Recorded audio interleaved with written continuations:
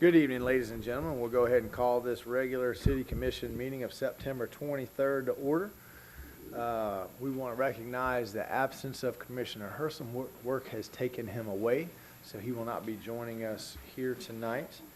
The only change that I have to the agenda in his absence, the agenda item number 17, the automatic metering infrastructure update, that will just actually be an update. We'll have the vote for that at the next meeting. So we'll just get the information tonight. Commissioner Hersom will watch the video when he gets back on the ground, and we'll take that vote at the next advertised commission meeting. That's the only change I have. Does the commission have any questions or changes? Hearing none, I'll have a motion. Have a motion to approve. I have a second from Commissioner Farnsworth. Does the public have any questions or comments about the agenda as it has been published? Hearing none, all those in favor signify by saying aye. Aye. Motion passed unanimously. We would like to invite Pastor Rocky McKinley from Destiny Community Church to join us again 2 times in 1 month. We won the lottery to give us our invocation tonight. And if you would, please remain standing for the Pledge of Allegiance at the end of the invocation. Pastor Rocky, thank you for being here, sir. Thank you. Let us pray. Well, Father, we thank you for this gathering of community leaders and citizens. Lord, we thank you for our little slice of heaven known as Newberry. We are blessed to live here. We are blessed to dwell here, Lord. And I just ask, Lord, that you would just bless this meeting tonight. God, we thank you for the economic growth, the residential growth. And Lord, I ask that you just guide our leadership tonight as they navigate that for us. And we pray all of these things in Jesus' name. Amen. Amen. I pledge allegiance to the flag of the United States of America and to the republic for which it stands, one nation, under God, indivisible, with liberty and justice for all. Thank you, Pastor Rocky. And if you could, everyone, please remember to silence your cell phones for us. We appreciate that. And we will begin with some presentations. Tonight we have our White Cane Safety Awareness Proclamation, and I'm going to go ahead and read this into the record, and then I'd ask Mr. Day to join me at the podium to accept it. The best and most beautiful things in the world cannot be seen or even touched. They must be felt with the heart. Helen Keller. Whereas a white cane in our society has become one of the symbols of a blind individual's ability to come and go and symbolizes the ability to achieve a full and independent life, its use has promoted courtesy and consideration for the blind on our streets. And whereas, to make people more aware of the meaning of the white cane and of the need for motorists to exercise care for the individuals who carry it, the Congress, by a joint resolution approved October 6, 1964, authorized the President to proclaim October 15th of each year as White Cane Safety Day. And whereas the white cane, by allowing every blind person to move freely and safely from place to place, makes it possible for the blind and sight impaired to fully participate in and contribute to our society and to live the lives they want. And whereas I urge civic and service organizations, schools, public bodies, and the media of public information to join in this observance with appropriate activities designed to promote continuing awareness of the significance of the white cane to blind persons. And now, therefore, I, Jordan Marlowe, Mayor of the City of Newberry, Florida, do hereby proclaim October 15, 2019 as White Cane Awareness Day, and do call upon our schools, colleges, and universities to offer full opportunities for training to blind persons, upon employers and the public to utilize the available skills of competent blind persons, and to open new opportunities for the blind in our rapidly changing society, and upon all citizens to recognize the white cane as a tool of independence for blind pedestrians on our streets. Signed this 23rd day of September 2019, tested by me, Jordan Marlowe, the Mayor, and attested by the Clerk of City Commission of the City of Newberry, Florida.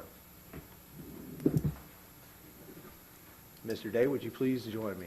And would all the lions in the audience please stand up? And I'll stand up too.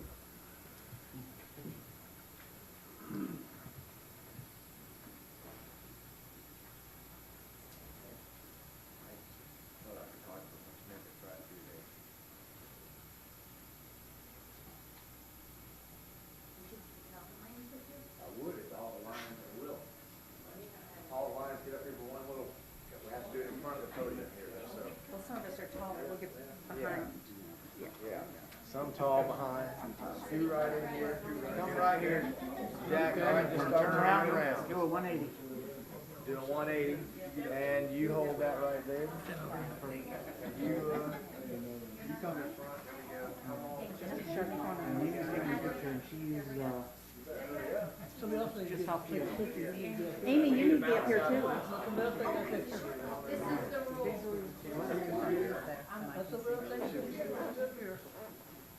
This is the rule. I get to keep the pictures. I don't have to be in them. Are we all ready? She. That's right. Thank you. Let me know if any is one of us. I do.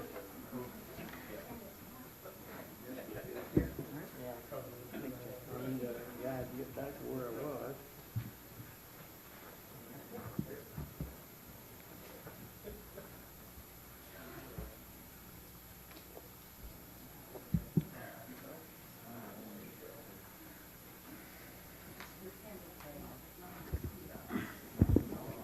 Mr. Mayor, Commissioners, thank you. I am Welcome, Mr. Day.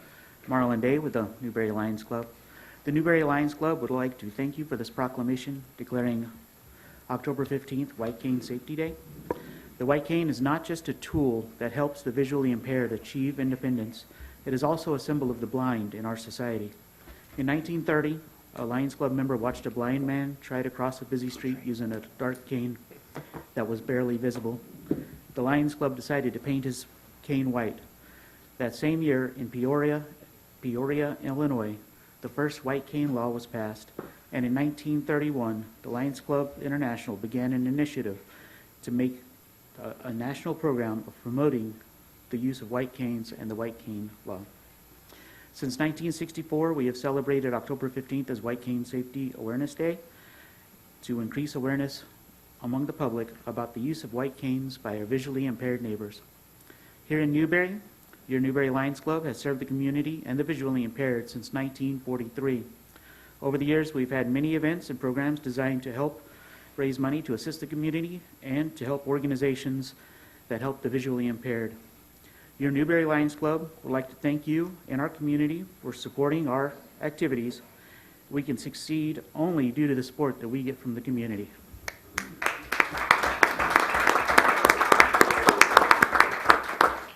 "100% of the money that is collected from the public is used to help the public. All Lions Club expenses, like our property taxes, insurance, or electric bills, are paid for by Lions Club members, not with the money that we collect from the public. We're proud of this fact, and it's one of the reasons that Lions Club International is the largest service club organization in the world. This year, we are excited to announce that one of our most successful fundraisers will be returning to Newberry. The rodeo is scheduled for November the 22nd and 23rd at Newberry's Country Way Town Square. Last year's rodeo was amazing, and we hope that this year's event is even better. I hope to see all of you there, and thank you again for this proclamation and for your support." Thank you, Marlon. While we have all the Lions here in the audience, I'd just like to take a moment to recognize all the work that you guys do from your recent collection for the Bahamas, that tragedy down there. I see the emails and the work that you guys put in, getting the troops rallied, getting the community rallied, and it truly is amazing. We love the rodeo, but it's all the little things that you guys do to help one family, one person. So I'm proud to call myself a Lion, and I pale in comparison to the work that you guys put into that Lions Club here in Newberry and the work that you guys do. So thank you for everything on behalf of the entire town. And now I think we get to hear another wonderful thing that's happened. Mr. Jones, will you join us and tell us about the Wastewater System of the Year Award? Or Mike, you going to do that? No, Jamie's going to do the introduction. And it must be a big deal if Jamie's in a tie. If you got Jamie in a I have to tie, keep this you is a guessing. big deal. Yeah. Mayor, Commissioners, it was my pleasure a couple of weeks ago to announce to the Commission that our wastewater department was nominated by the Florida and received by the Florida Rural Water Association Medium Wastewater System of the Year. We have Jamie Hope from the Florida Rural Water Association here to present the award.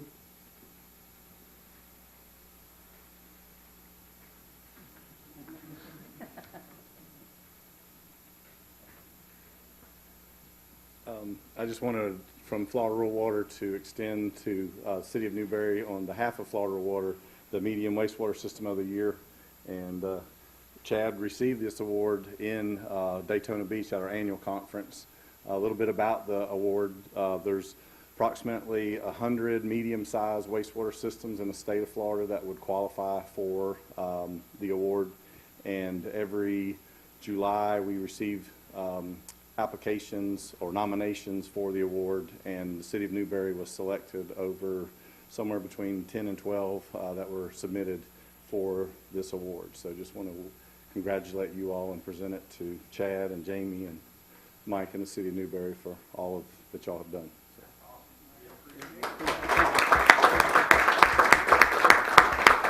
If you guys will turn around, we'll get a picture with you.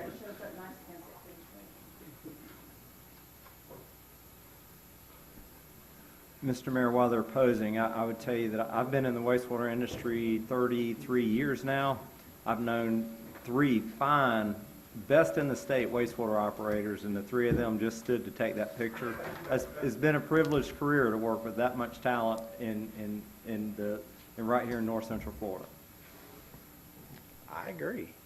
It's been wonderful. And stay right there, Jamie, unless you have something you want to add to that.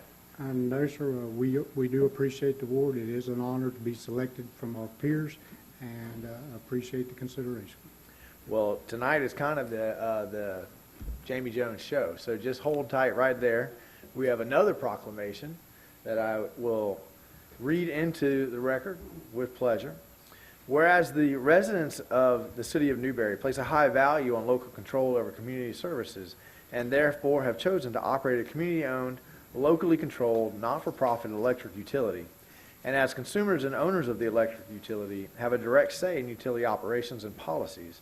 And whereas the City of Newberry's electric system is a valuable community asset that contributes substantially to the well-being of local residents through energy efficiency, customer service, environmental protection, economic development, and safety awareness. And whereas the City of Newberry's electric system is a dependable and trustworthy institution whose local operation provides many consumer protections and continues to make the community a better place in which to live and work.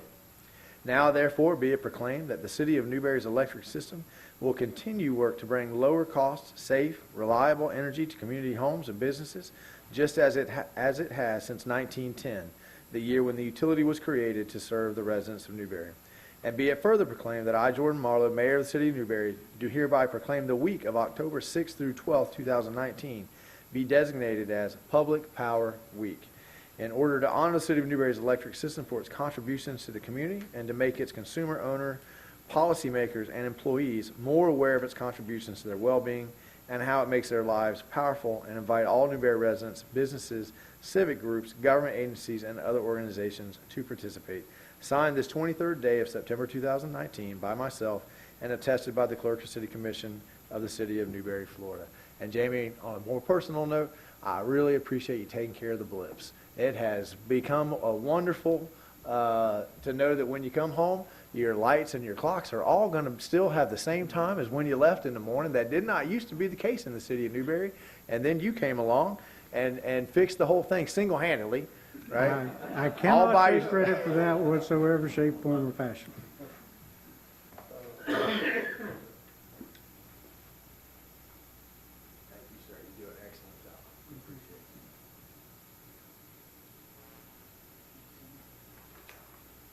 it. Well, kind of a companion to that, Mr. Mayor, Commissioners, we did put together a brief PowerPoint that gave an overview of the electric system. The Commission had asked for updates on our different departments periodically. A little overview of our infrastructure, one major feeder in the town, and our primary metering package, approximately 25 miles of overhead. Our slide needs to be updated. We're at actually 10 miles of underground now. Count on the rest of our equipment, utility poles, capacitors, reclosers, and things of that nature. A few pictures of some of the infrastructure and our folks at work. I do have the privilege of working with a fine crew in our electric department that consists of a supervisor, 2 line workers. We have an apprentice now that's in the training program with Electric Cities of Georgia and FNPA, and 1 meter technician.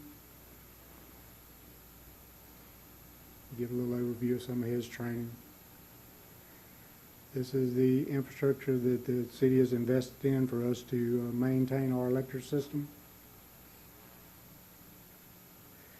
But City of Newberry, being a member of Public Power, Florida Municipal Power Association, Florida Municipal Electric Association, we actually have some entitlements and capacity that we have in one of the generating facilities.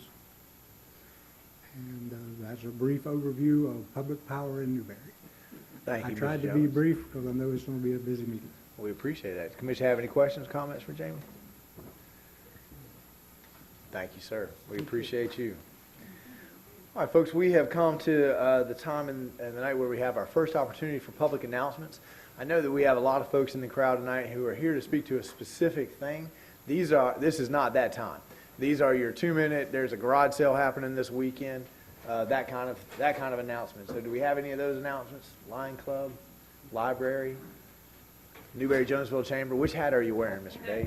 Right now, I am wearing I am the library manager of the Newberry Branch Library with the Alachua County Library District. That's my favorite hat. Yes, mine too. It pays all the bills. This week is our railroad safety program. It's going to be Thursday, September the 26th at 3 p.m. We're partnering with North Central Florida Railroad. They're going to come in and tell us how to be safer on railroads, and they'll also have like Q&A with train engineers. Next week, we're excited. Next week also begins our new fiscal year with ACLD. It starts at the same time as y'all on October 1. And we're excited for a weekly program that we have for next fiscal year, starting on Friday, October the 4th, from noon to 1. We will have lunch break yoga, which will be taught by certified yoga instructor Katie Brandis. It'll be a gentle yoga program for all levels and abilities. We're going to have this every Friday throughout the course of the year. And of course, like all of our programs, it will be free. I would ask that you share these items with your constituents, and thank you for your support. If you have any questions. Any questions for Mr. Day? Thank you for all you do, sir. We appreciate you. Any other public announcements? Just wanted to make mention of DCC's annual Family Fest that will be happening on Sunday, October the 27th from 4 to 7 p.m. For anyone and everyone that wants to come. It's all free. And there will be train rides for the kids, bounce houses, carnival games, live music, just a lot going on out there. It's going to be a good time. Hot dogs for the family, says the guy cooking the hot dogs, I think. There you go. Very special thanks for that. And so, again, it's all free, October 27th, 4 p.m.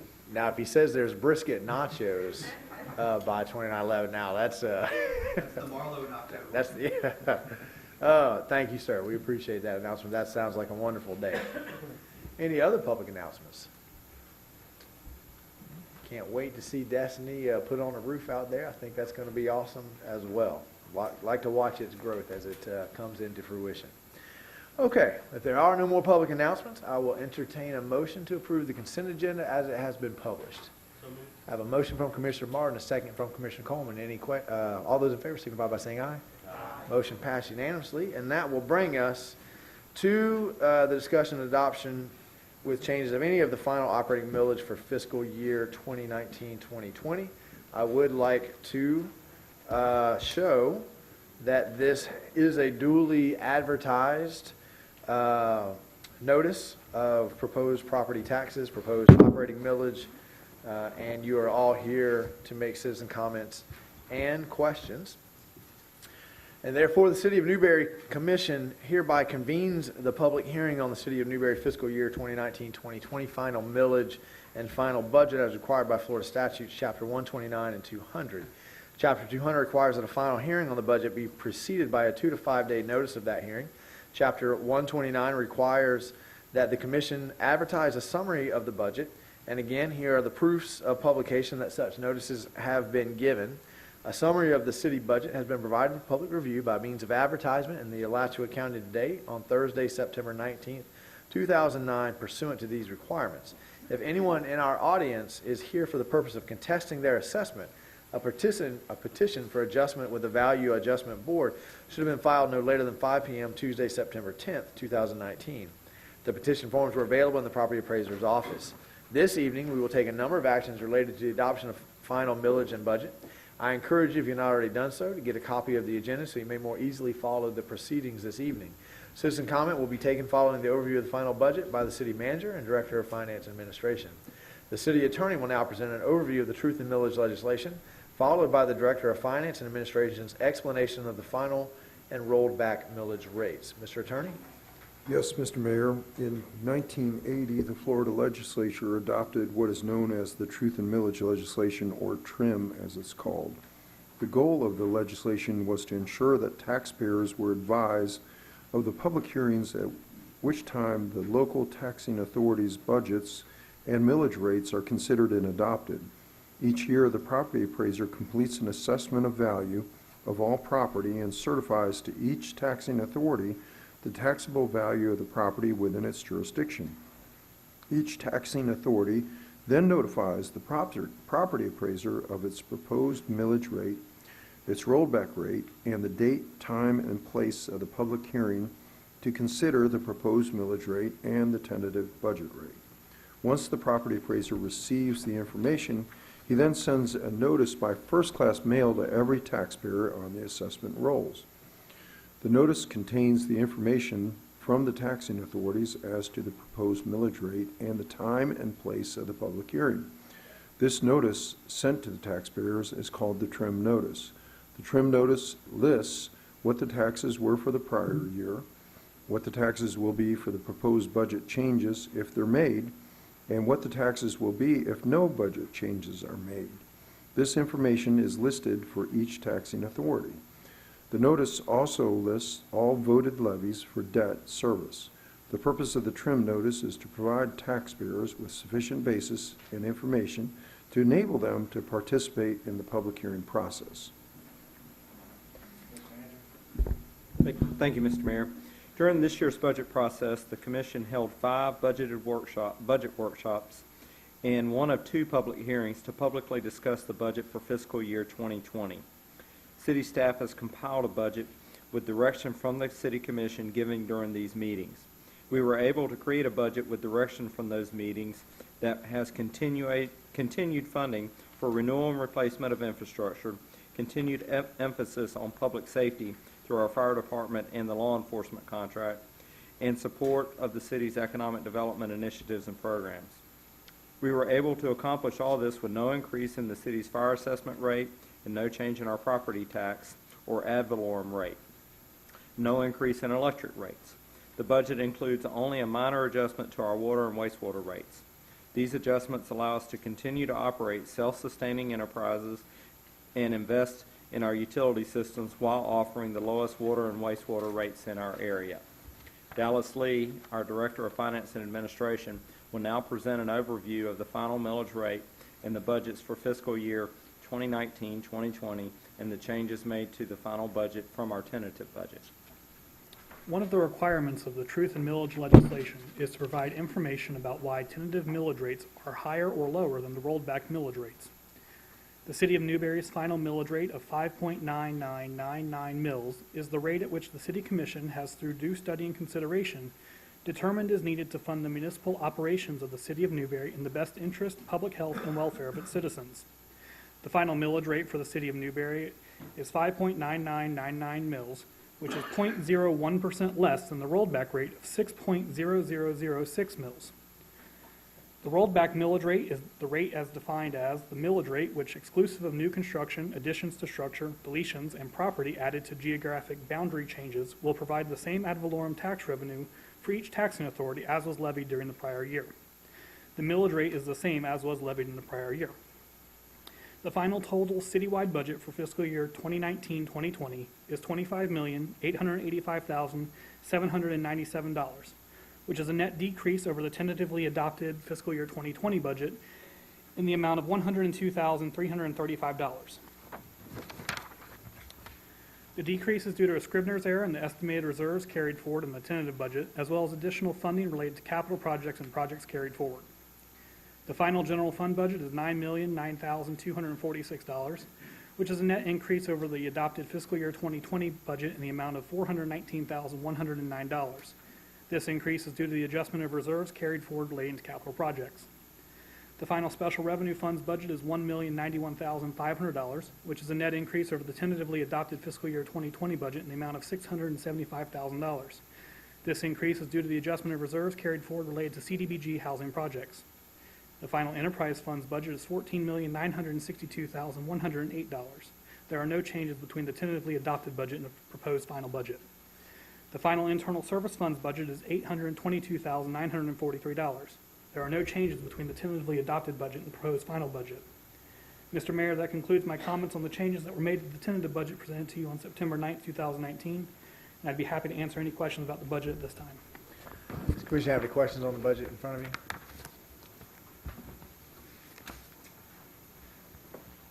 Does citizens have any comments on the budget, on the millage rate in front of you?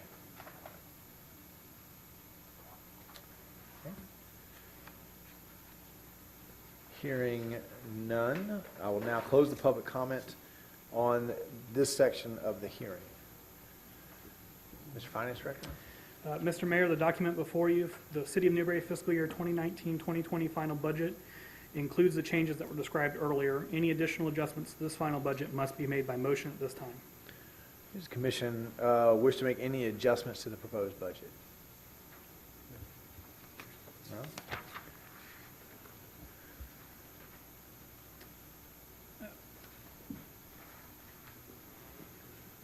Mr. Mayor, I don't see a place in here for public comment at proposed changes to the budget. Wouldn't now be the time to do that, or is the next section?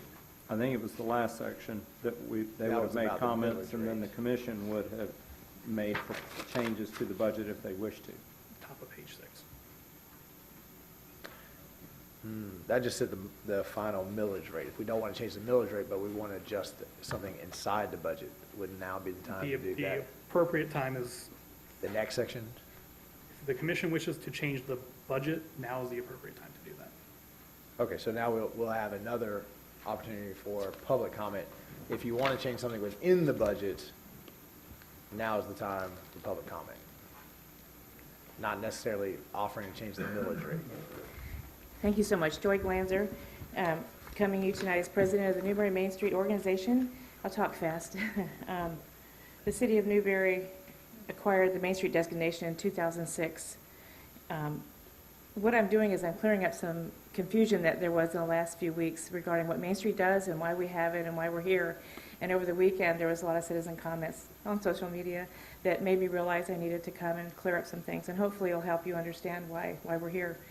City of Newberry acquired the Main Street designation in 2006. It's not a private club.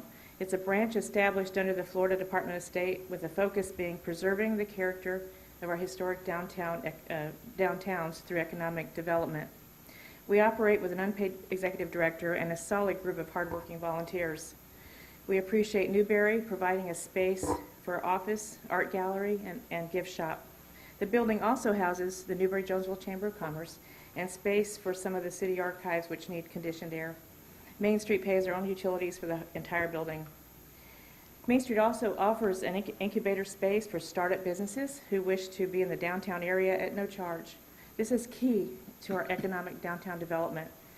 We also host quarterly receptions for local artists to showcase their work. Food and beverages are provided, and it's become a popular event, bringing people downtown, again, who would not ordinarily come. The following are what Main Street funds are used for, and they include the following. Advertising and marketing for the annual Fall Festival and weekly farmers market. This includes radio, TV, and print. Annual funding for the Oakville Middle School Art Club.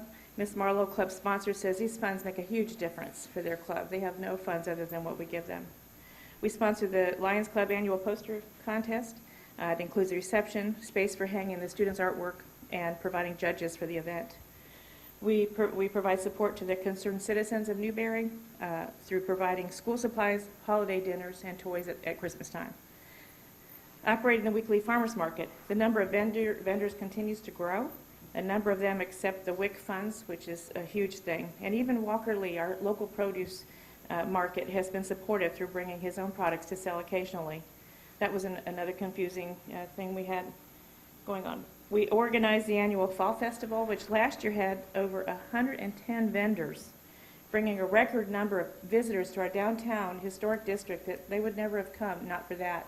And I get so much feedback from that. I can't overstate that. And also, we do free events at that function for the children. We have balloons, balloon art, bounce houses, and face painting. We don't charge for parking or entrance fee. So anybody and everybody can come and have a great time. In addition to these events, which Main Street funds, our volunteers also work with the city in the spring on the West Fest Music Festival. The boundary of the Main Street District, which was an issue, I don't have much time left, I'm almost done. You got a 30-second window.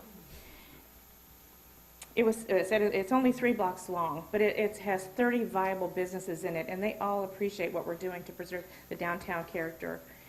We appreciate your funding and your approved funding last year for $10,000. There were projects you asked us to deliver, and we did. There was a list, I won't give them because I'm out of time. But the funding you provide is only part of our total funding.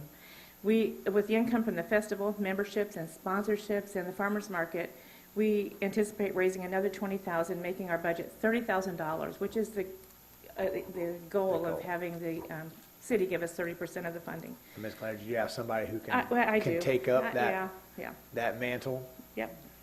Somebody, come on. Who's not? You're going to have something else to read, though. Juanita, can you come up and help? Yeah, it's just a paragraph. Sorry. Juanita's on her. I started right here. Don't forget to introduce yourself to us. Hi, Juanita Rizzo. The funding you provide is only a part of our total funding. With income from the festival, memberships, sponsorships, and farmers market, we anticipate raising another $20,000. With a $30,000 budget, we will fully comply with Main Street guidelines and enhance what we already provide to our downtown historic district. This amount will be raised throughout the year and is not something that's available at a date certain. That's how organizations work. They fundraise all year long. So this year, since we successfully delivered what you asked, we had expected to be funded again at the same level.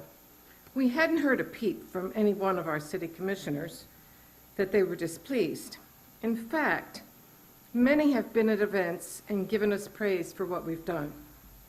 So with that anticipation of continued city support, we stepped up our advertising, sponsorships, and planned events for the 125th anniversary celebrations of Newberry. We're sad to report that without your support, the viability of the Main Street organization is in jeopardy. Actually, without support, it's unlikely the organization can continue beyond October. Thank you. Thank you. Other comments? Sure. Good evening, Commissioners, Mayor. Lisa Tate with Main Street Citizen. I also just wanted to bring, and I apologize for the tardiness of it, but I had continued to hear from you that you wanted to see some real live numbers. So I put something together. Hopefully you can glance at this. I will tell you that we don't have... Hang on, before you keep talking, because people are watching at home, so pass these out and make sure that our city clerk gets one. Thank you, Lisa.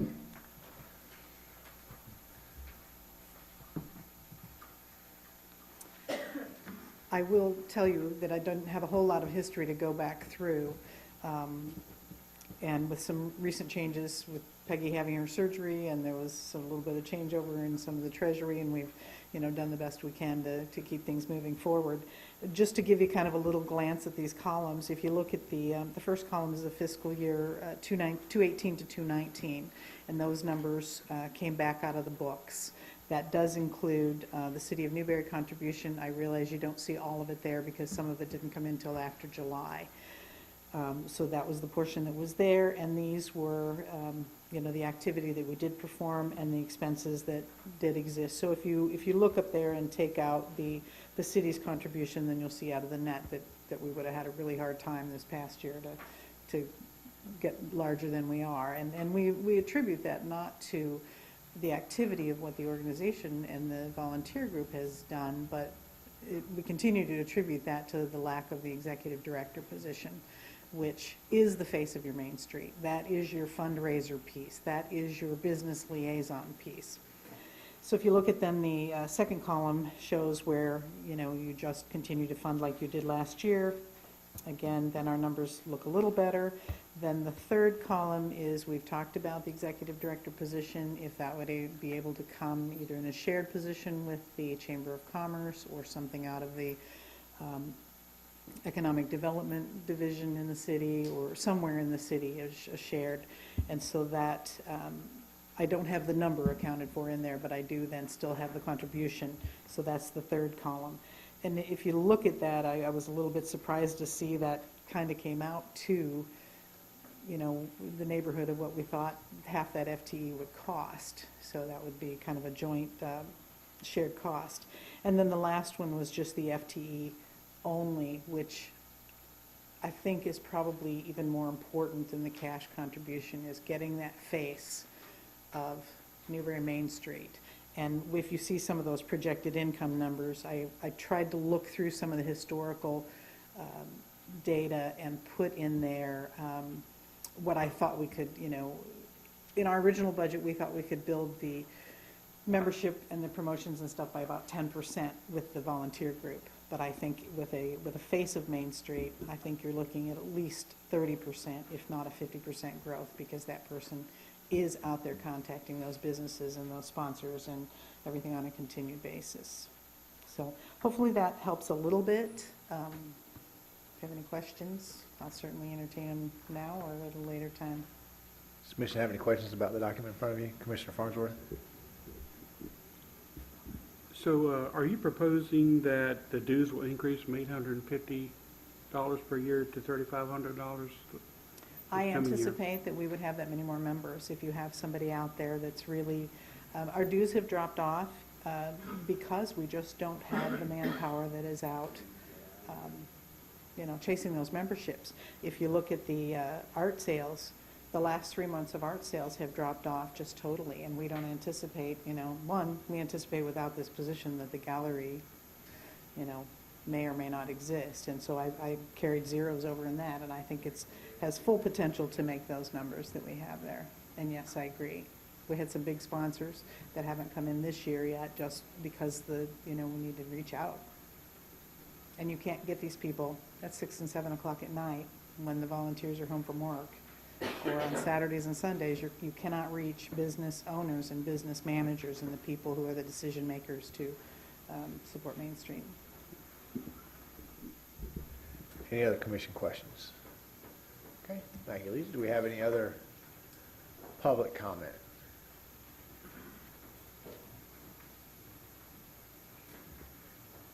Hearing none, we will now close the public comment of the section of this hearing. And Mr. Director of Finance. Mr. Mayor, the document before you, the City of Newbury fiscal year 1920 final budget, includes the changes that were described earlier. Any additional adjustments to the final budget must be made by motion at this time. Okay, so now we'll come to the question. Does the commission wish to make any adjustments to the proposed budget? I would, caution the commission that this is the second reading, so whatever we do now is kind of the final hour. We want to be careful about the curveballs we throw to staff. I think the amount that is being requested from Main Street could easily be handled at a later date if Main Street would be willing to give the time for us to look at those kinds of things, other opportunities later. We can certainly try to adjust the budget at this point in time. However, we just need to be cognizant that we really have to approve a budget tonight. Commissioner Coleman. How much actually is the surplus? The anticipated surplus, if Yeah. we get the adjustment, 140, Yes, Mr. Mayor, 140,000. and 100 of that is taken in infrastructure projects. Is that right, Mr. Manager? Mr. So Coleman? it's not gonna hurt us either way if I know they don't wanna wait, but so we can at least see what the surplus is and at a later date soon to make a decision. But that would be my thought. So instead of messing with the budget the way it is, that's gonna be detrimental right now if we But with that much surplus, I think, you know. There's I don't know, opportunities in the next future. two meetings to get together and, you know, making an actual, on the agenda. That's what I call for. Not kicking the can down the road either. I think I follow, you know, we have a fairly well-crafted budget in front of us right now where that is balanced, and that's quite an achievement in and of itself. We have the potential of the surplus. I understand that Main Street wants to hear things tonight, and they want to hear reassurances tonight. All I can tell you tonight is how much we appreciate all that Main Street does and all the work that you put in, and hope that you can hold on for a little while longer and see what develops into the future. I heard from one commissioner, I don't want to jump the gun, Commissioner Farnsworth. Yeah, just, I mean, the city of Newberry and the staff and the commissioners have always had a great relationship with the Main Street organization, at least in the last 6 years. And we have seen them actually improve over the last 6 years. I can't say that that before this last few 6 years. But my question is, if the Main Street came to Newberry or to the commission and asked for something, we can authorize the city manager at that time to go ahead and give it, right? I mean, it's not. I mean, and my messaging has always tried to be that when this body identifies tasks, jobs that are right up Main Street's alley, that we should entertain those thoughts. And we have the potential of a surplus coming. We have the contingency fund. You know, those are opportunities in the future that may or may not materialize. But you absolutely have the right at any point in time, if any group of residents come to the commission and say, we need to do X, you guys can figure out how to make it happen. May I say precisely what I was thinking is that we have always been trying to, any group that came in before us that has said, you know, we're doing this for the city, for the betterment of the city, we've always been able to help them out. And I mean, we're not going to just cut Main Street off completely. We're still going to be there supporting them, both financially and with staff's help too. So I don't know.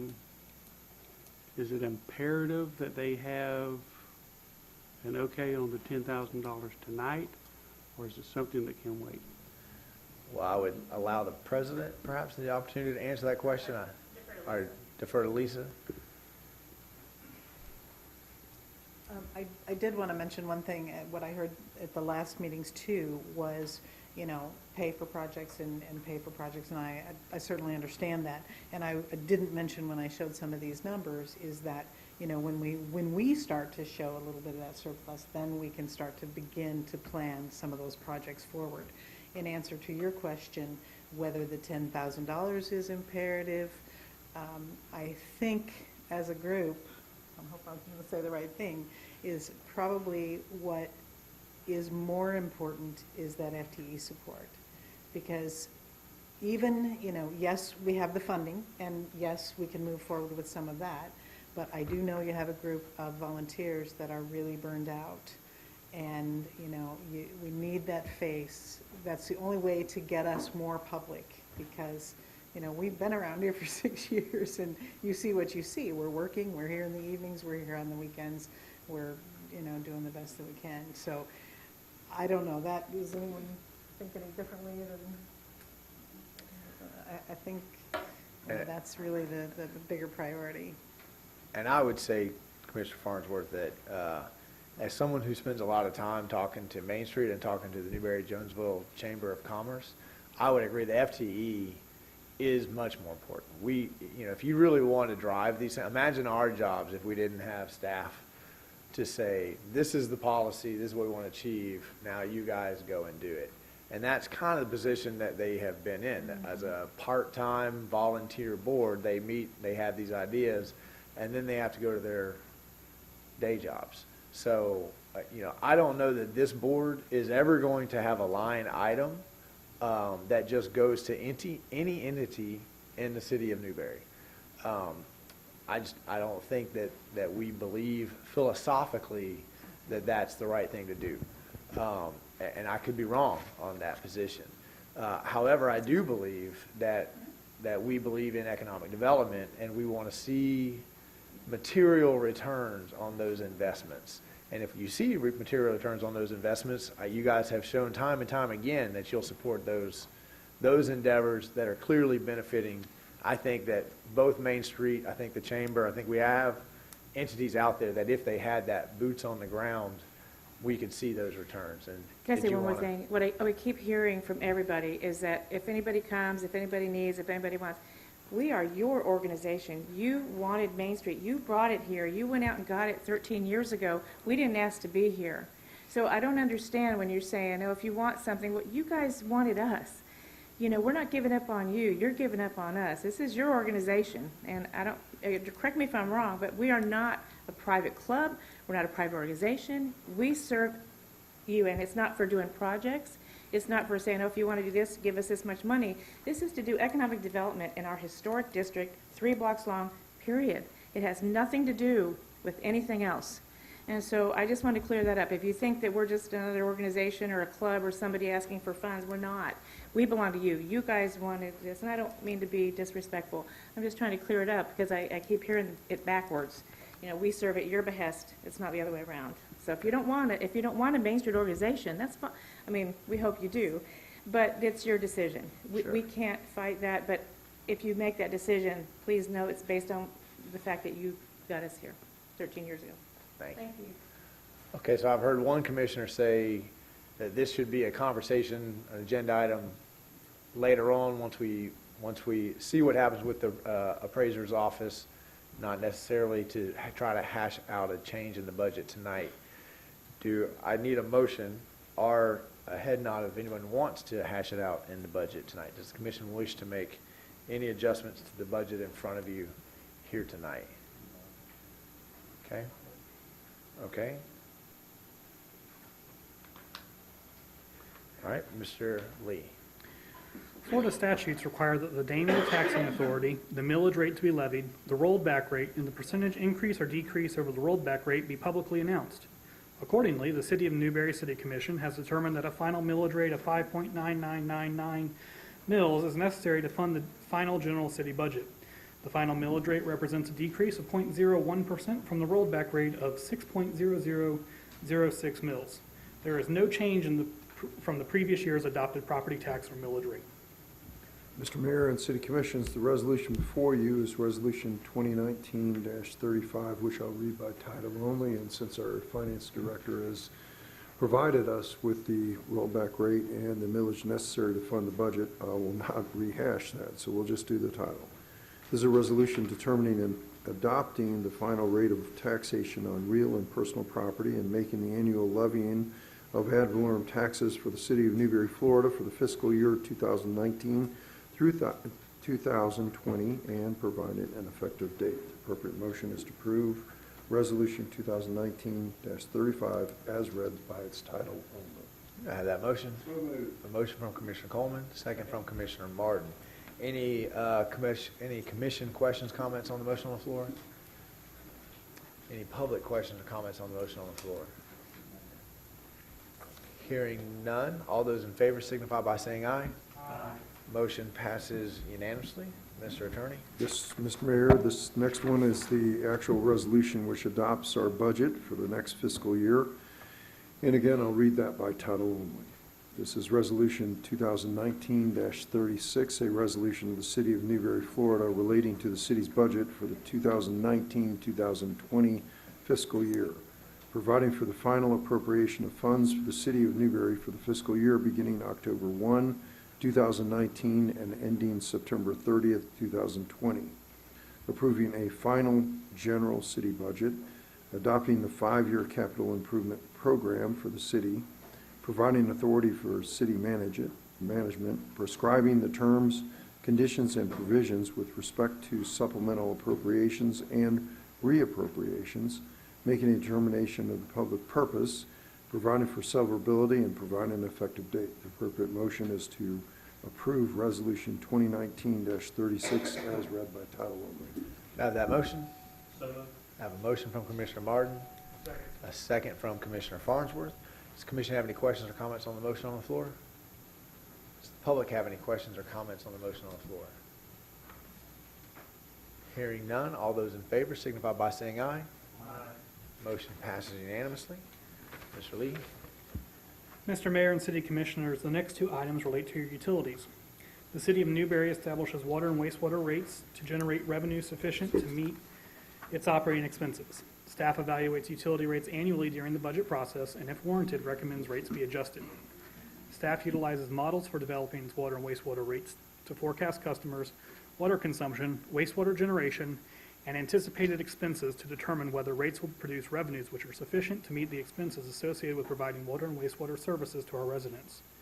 Many of the city's costs to provide these services are fixed or have increased. Additionally, the City Commission requests that staff evaluate the Florida Public Services Commission's annual price index for water and wastewater service as part of its rate evaluation and supports using the price index as a basis for rate increases. The Florida Public Services Commission Water and Wastewater Price Index for 2019 is 2.36%. At the City Commission's budget workshop on August 7, 2019, staff presented proposed water and wastewater rate changes to the City Commission, and the City Commission gave consensus to include those rates in the tentative budget. These changes represent a 1% increase in the consumption charge and no proposed change in the residential customer charge. The total average impact to a residential customer is less than 50 cents per month. Rate increases work towards the Commission's goal of operating self-sustaining utility enterprises. Both of these rate increases keep the city's rates as some of, if not the lowest rates in our area. These rates will become effective for bills rendered on or after October 1st, and customers were properly notified pursuant to Florida statutes in the August bills. Mr. Mayor, that concludes my comments on water and wastewater rates. Does the commission have any questions for Dallas on those? Mr. Attorney? Yes, Mr. Mayor and City Commissioners, the next item, get this microphone on. Mr. Mayor and City Commissioners, the next item before you is ordinance 2019-23, and I'll read this ordinance by title only. This is an ordinance pertaining to water service within the City of Newberry, amending the prior established rates and amending sections 98-154 of the Code of Ordinances of the City of Newberry, amending ordinance number 2018-15, repealing all ordinances in conflict and providing an effective date. The appropriate motion is to approve ordinance 2019-23 upon its first reading as read by title only. Second reading, sorry. Scrivener's error. And we are on 2019-23, is that correct? Still? Yes, Mr. Mayor. Okay, do I have a motion to approve 2019-23? I have a motion from Commissioner Martin, a second from Commissioner Coleman. Do I have any questions or comments from the dais on the motion on the floor? Hearing none, do I have any questions or comments from the public on the motion on the floor? Hearing none, all those in favor signify by saying aye. Aye. Motion passes unanimously. All right, Mr. Attorney. Next item is the ordinance relating to wastewater services, and I'll read this by title only. This will be a second and final reading. Mr. Mayor and Commissioners, the item before you is ordinance 2019-24, an ordinance pertaining to wastewater service within the City of Newberry, amending the prior established rates and section 98.155 of the Code of Ordinances of the City of Newberry, amending ordinance number 2018-16, repealing all ordinances in conflict and providing an effective date. The appropriate motion is to pass ordinance number 2019-24 upon its second reading as read by title only. Okay, do I have that motion? I have a motion from Commissioner Coleman, a second from Commissioner Farnsworth. Any questions or comments from the dais on the motion on the floor? Does the public have any questions or comments on the motion on the floor? Hearing none, all those in favor signify by saying aye. Aye. Motion passes unanimously. Mr. Lee? Yes, sir, Mr. Mayor. That concludes all of the adoptions of the fiscal year 2020 budget. I just want to take a moment to thank the Commission for your leadership during the budget process. to thank the city manager and department heads and their staffs for helping us prepare this, and then thank my own staff for all the hours they put into preparing this budget. Thank you. Thank you, Mr. Lee. Mr. Manager? Thank you, Mr. Mayor. I too wish to thank the commission, one, for the time investment. We did 5 workshops and 2 public hearings, and the prep time for you guys was quite a bit. Appreciate your leadership and the clear direction you give us during those workshops so that we can put together a budget. Special thanks to Dallas, his team, finance, the big finance team that he's overseeing, and department heads put in a lot of time and effort. Our process starts in January, and it really doesn't conclude tonight. I don't think it will conclude really until about the end of October, is when Dallas will have a 60-day break before the next budget cycle starts, and during that 60-day break, he'll be preparing for an audit from last year. The auditors arrive on Monday. There you go. So budget is a year-round thing for Dallas. The final thing is just to, you'll recall, I believe it was in July that we put out a graph, an analysis of the total cost of services in our region in Alachua County. And Newberry was the least expensive total cost for full-service government entities in Alachua County. I think with the no changes across the board, except for the 1% increase in water wastewater, we're going to maintain that position as the least cost place to live in Alachua County. That includes unincorporated Alachua County. So I think that's great leadership provided by this board. I think that shows that our staff takes our charge of being frugal and cost-effective very seriously, and I appreciate the government that I work with. That concludes my comments. Thank you, Mr. Manager. On behalf of the commission, thank staff for everything you did. You know, the budget season is always a tough time in any community, probably especially in a small community.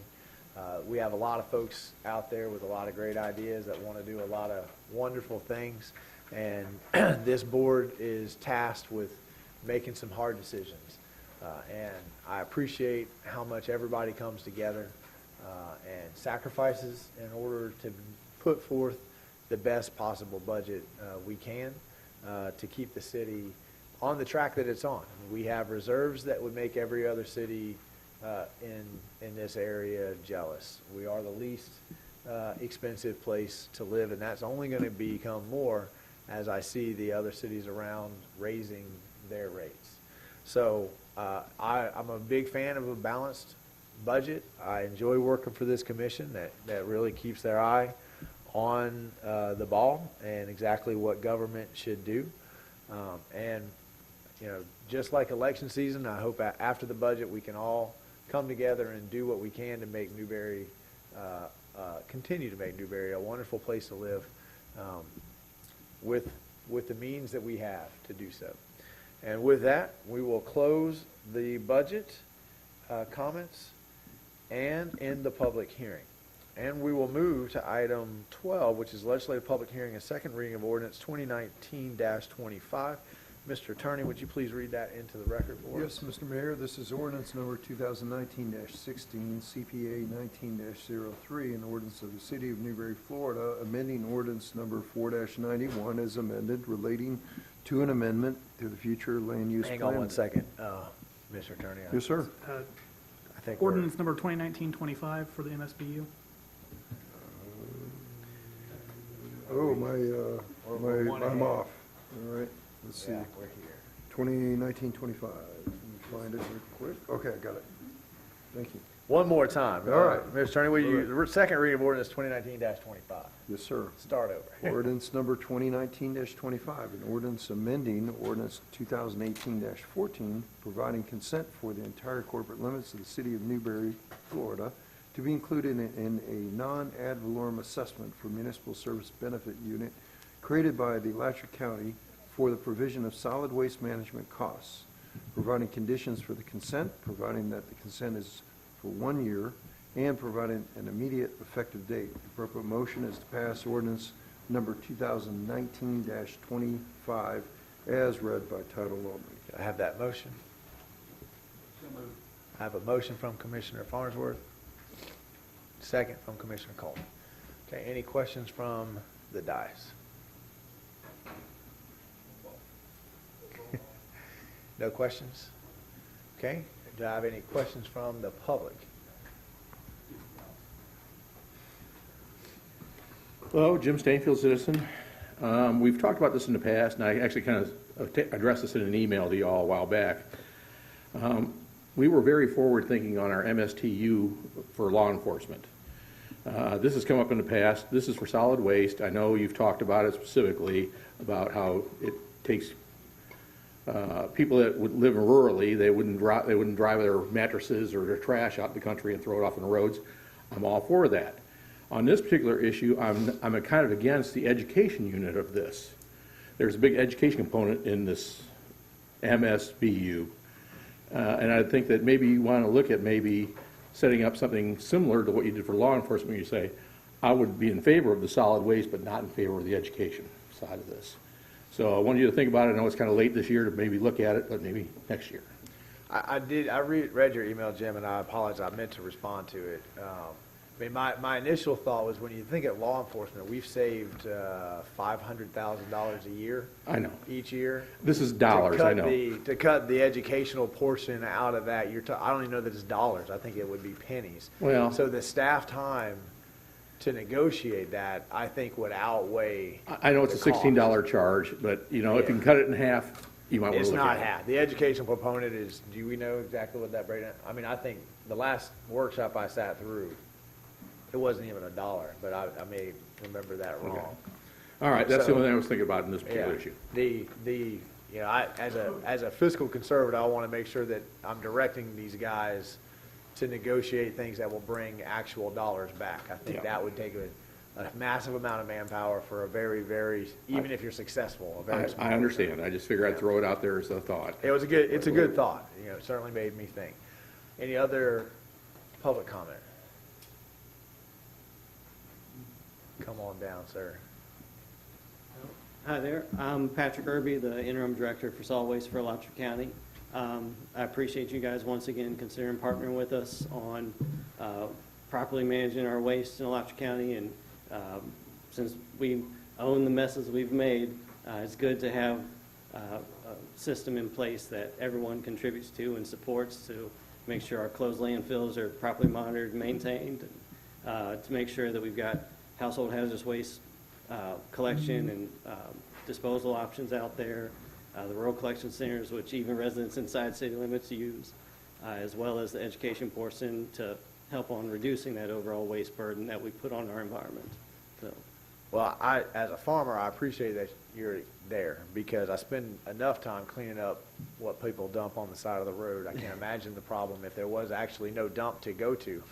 Then everybody would drive down the dirt road and say, well, nobody lives here. I'll just dump everything on the side of the road.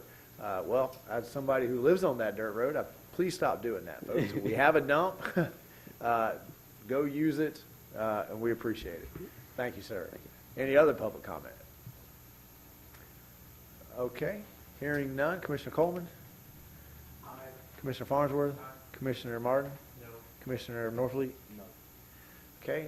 So we'll put it on the next agenda, and maybe what's the parliamentary procedure if it dies for, like I said, but we're missing someone? Is it someone, Commissioner Farnsworth made the motion. Commissioner Coleman made the second. So it'd be Commissioner Farnsworth and Commissioner Coleman would bring it back up. I think because we have Commissioner Hersom not here, and of course we have a tied vote which inures to a failed vote, I think Commissioner Hersom could bring it back on the floor, or any of the commissioners in the successful side of the motion, which would be the two that voted against this. Okay. So put it on the agenda next time for discussion, and we'll see if Commissioner Hersom wants to bring it back up. That's right. All right. Moving on to quasi-judicial public hearing. Is there going to be any adverse with this, having to wait another meeting? Is the timing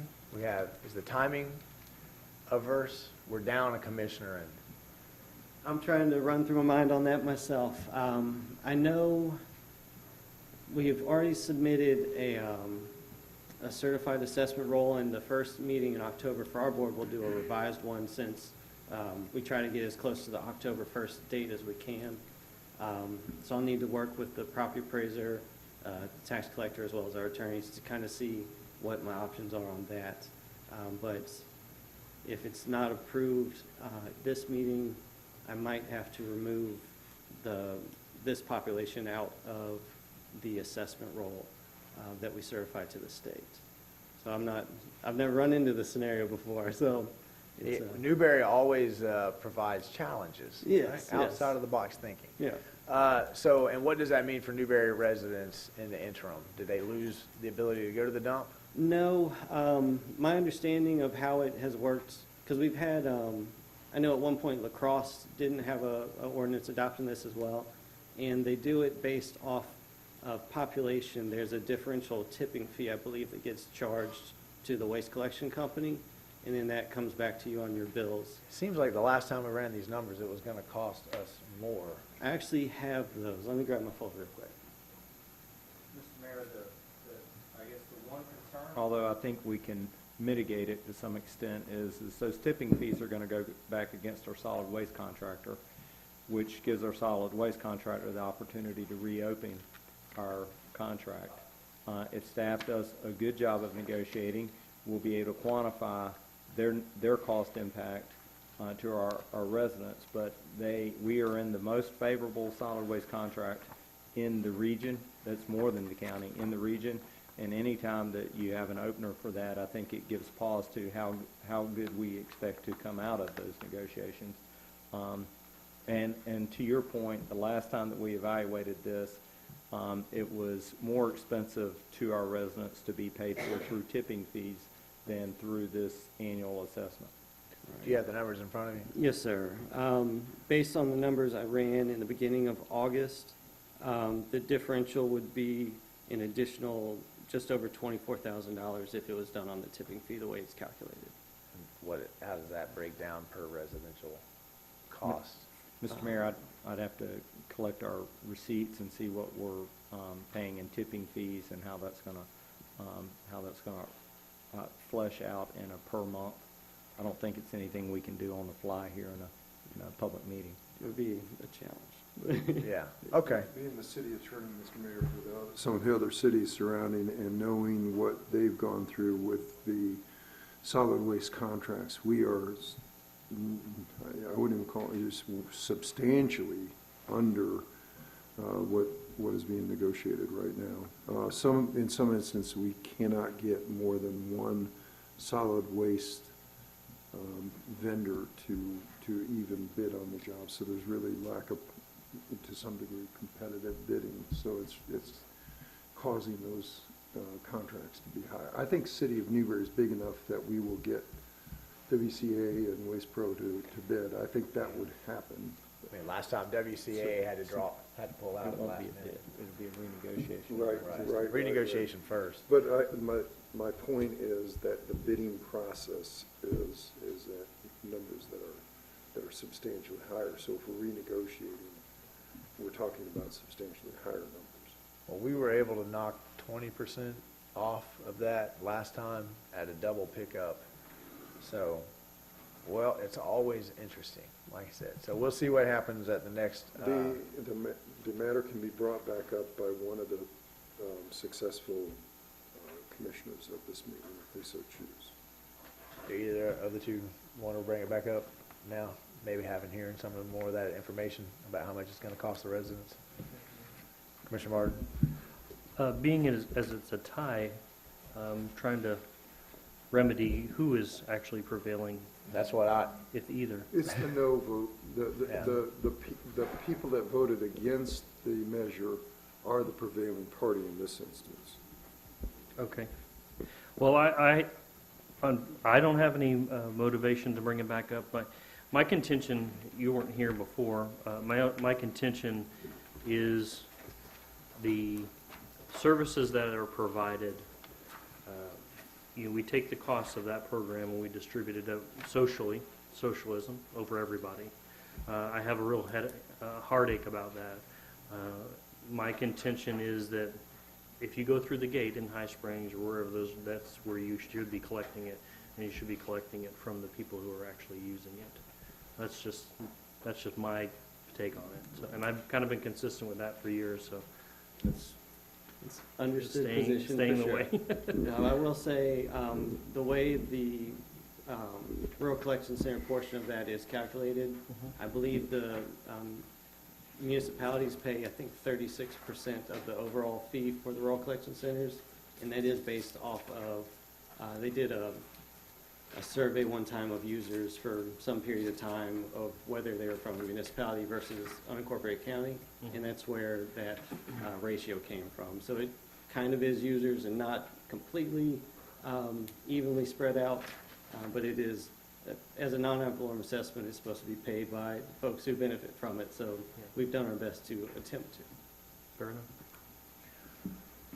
Okay, so we'll have it on the agenda for October as a discussion, and if Commissioner Hersom, as the absent commissioner, wants to bring it back up, we'll address it then. Okay, moving on to 13, if no one has any more comments about 12, which is a quasi-judicial public hearing and second reading of ordinance 2019-16.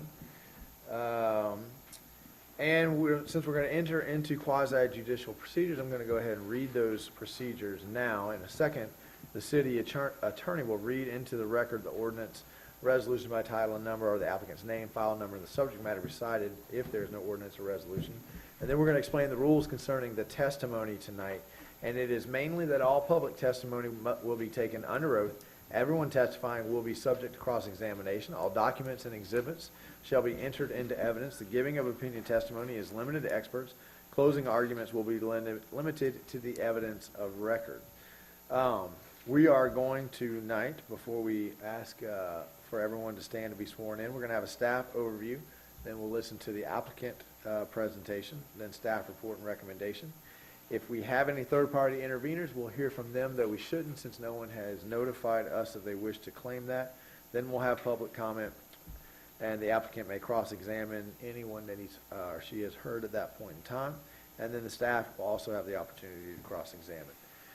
Members of the decision-making body, through the chair, will ask questions to the staff, applicant, party, interveners, and the participants, and then final arguments will be made. The city attorney is going to re-advise us again as to the applicable law, that we can only listen to public testimony that is entered into evidence by experts. Then we'll deliberate. After deliberate, the vote shall be taken.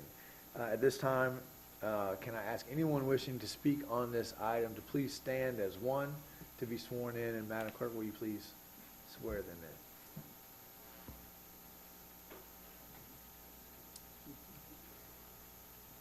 Brian Thomas, you swear or affirm that the testimony you're about to give is the whole truth and nothing but the truth? I do. You have been duly sworn. Thank you, Madam Clerk. Does anyone on the dais have any ex parte that they need to disclose? Commissioner Coleman? Yes, I need to abstain on ordinance 2019-18 and 2019-21, with it being family and possible future income and later. Okay, so you're free to vote on 2019-16 and 2019-20. Okay. Commissioner Farnsworth, do you have any ex parte you need to disclose? Commissioner Martin? I do not. Commissioner Norfleet? I do not as well, although I am a non-voting mayor. And staff, please give us the overview, and I'm assuming that you're going to roll right through some of these. Yes, Mr. Mayor. As a matter of course, the presentation is actually all in one. The applicant does not have their own presentation. This is the follow-up. The commission has seen this in the past at the first reading. So basically, we have the single presentation for each of the quasi-judicial. But it's basically the overview is that we have a number of recently annexed properties, four in this particular instance, that are bundled together for a comprehensive plan amendment to change the comprehensive land use category from Alachua County rural to City of Newberry rural agriculture to City of Newberry agricultural future land use. The area in question encompasses a little over 200 acres. It was recently annexed into the City of Newberry, and this is the succeeding process to then go from the annexation ordinance to the change of the future land use and then ultimately the rezoning as well. Prior actions, the Planning and Zoning Board heard the application July 1st, recommended approval to the City Commission, and then July 22nd, the City Commission heard on first reading, passed the ordinance, unanimously adopting the comprehensive plan amendment and bring the parcels into the City of Newberry future land use. Once that was accomplished, then staff forwards the documentation to the state for review. The Department of Economic Opportunity and a number of other state agencies have a chance to review it and provide comments. We received a clearance letter. Basically, there were no comments or concerns to address on this particular action. And so staff's recommendation is to enact ordinance 2019-16 on second reading. Okay, thank you. Brian, do we have any public comment to speak to this land use classification? Hearing none, we will move down to the commission. Do you have any questions for staff? Hearing none, I'm assuming we have no final argument to be made. Mr. Attorney, do you have any advice to give to the commission? Mr. Mayor, I do not, and if you wish, we can go ahead and read this by title only. Please do so. Yes, sir. This is ordinance 2019-16, CPA 19-03, an ordinance of the City of Newberry, Florida, amending ordinance number 4-91 as amended, relating to an amendment of the future land use plan map of the City of Newberry Comprehensive Plan under the expedited amendment procedures established in sections 163.3184, subparagraph 2 and 3, Florida statutes, and in conformance with sections 163.3161 through 163.3215 of the Florida statutes, providing for a change in future land use classification from Alachua County agriculture less than or equal to 1 dwelling unit per 5 acres to the City of Newberry agriculture less than or equal to 1 dwelling unit per 5 acres on certain lands within the corporate limits of the City of Newberry, Florida, which have been annexed thereto, tax parcel numbers 02515-003-008, 02515-004-000, 02515-004-001, and tax parcel number 02515-004-002, providing for severability, repealing all of ordinances in conflict, and providing an effective date. Appropriate motions to pass ordinance number 2019-16, CPA 19-03, as read by title only. We don't have that motion. I have a motion from Commissioner Martin, a second from Commissioner Farnsworth. Are there any last questions or comments on the motion on the floor from the dais? Does the public have any questions or comments on the motion on the floor? Okay, hearing none, all those in favor signify by saying aye. Aye. Motion passes unanimously. We will now close this quasi-judicial and move into the next one. No one new has entered the room, so I'm not going to read through the procedures again. Mr. Attorney, would you read into the record the ordinance, please? Yes, sir, Mr. Mayor, happy to do so. This is ordinance number 2019-20, LDR 19-08. An ordinance of the City of Newberry, Florida, relating to the amendment of the official zoning atlas for the rezoning of approximately 231.03 contiguous acres of land pursuant to an application by Pat M. Post, owner, amending the official zoning atlas of the City of Newberry Land Development Regulations, providing for rezoning from Alachua County Agriculture A zoning district to the City of Newberry Agricultural A zoning district on said acreage, located within the corporate limits of the City of Newberry, Florida, on tax parcel numbers 02515-003-008, 02515-004-000, 02515-004-001, and 02515 2019-004-002, providing for severability, repealing all ordinances in conflict, and providing an effective date. Appropriate motion is to pass ordinance number 2019-20, LDR 1908, as read by title only. Okay, before I ask for that, motion will go through the quasi-judicial. I'm assuming that since Commissioner Coleman disclosed his ex parte for all the quasi-judicials, everyone else was doing the same. If I can have a head nod in affirmation of that, we won't go through it.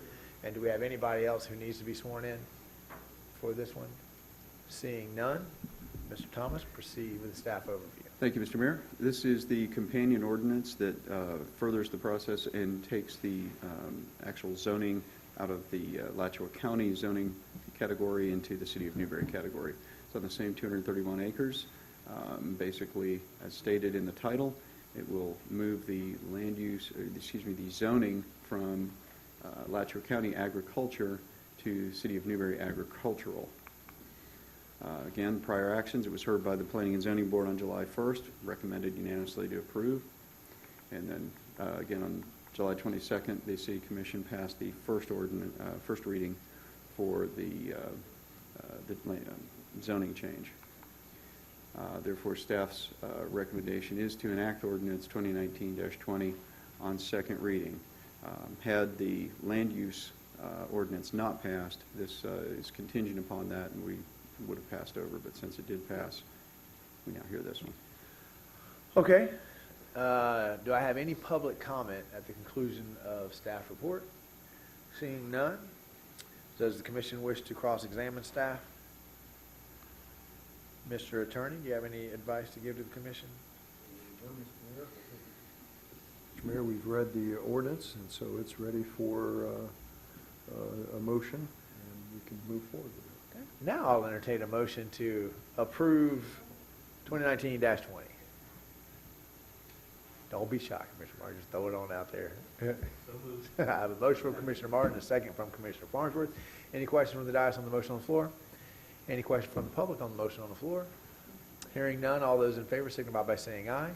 Aye. Motion passes unanimously. We'll move to our third quasi-judicial tonight. Still no one new has entered the room, so we're going to move right along. Mr. Attorney, will you please read second reading of ordinance 2019-18?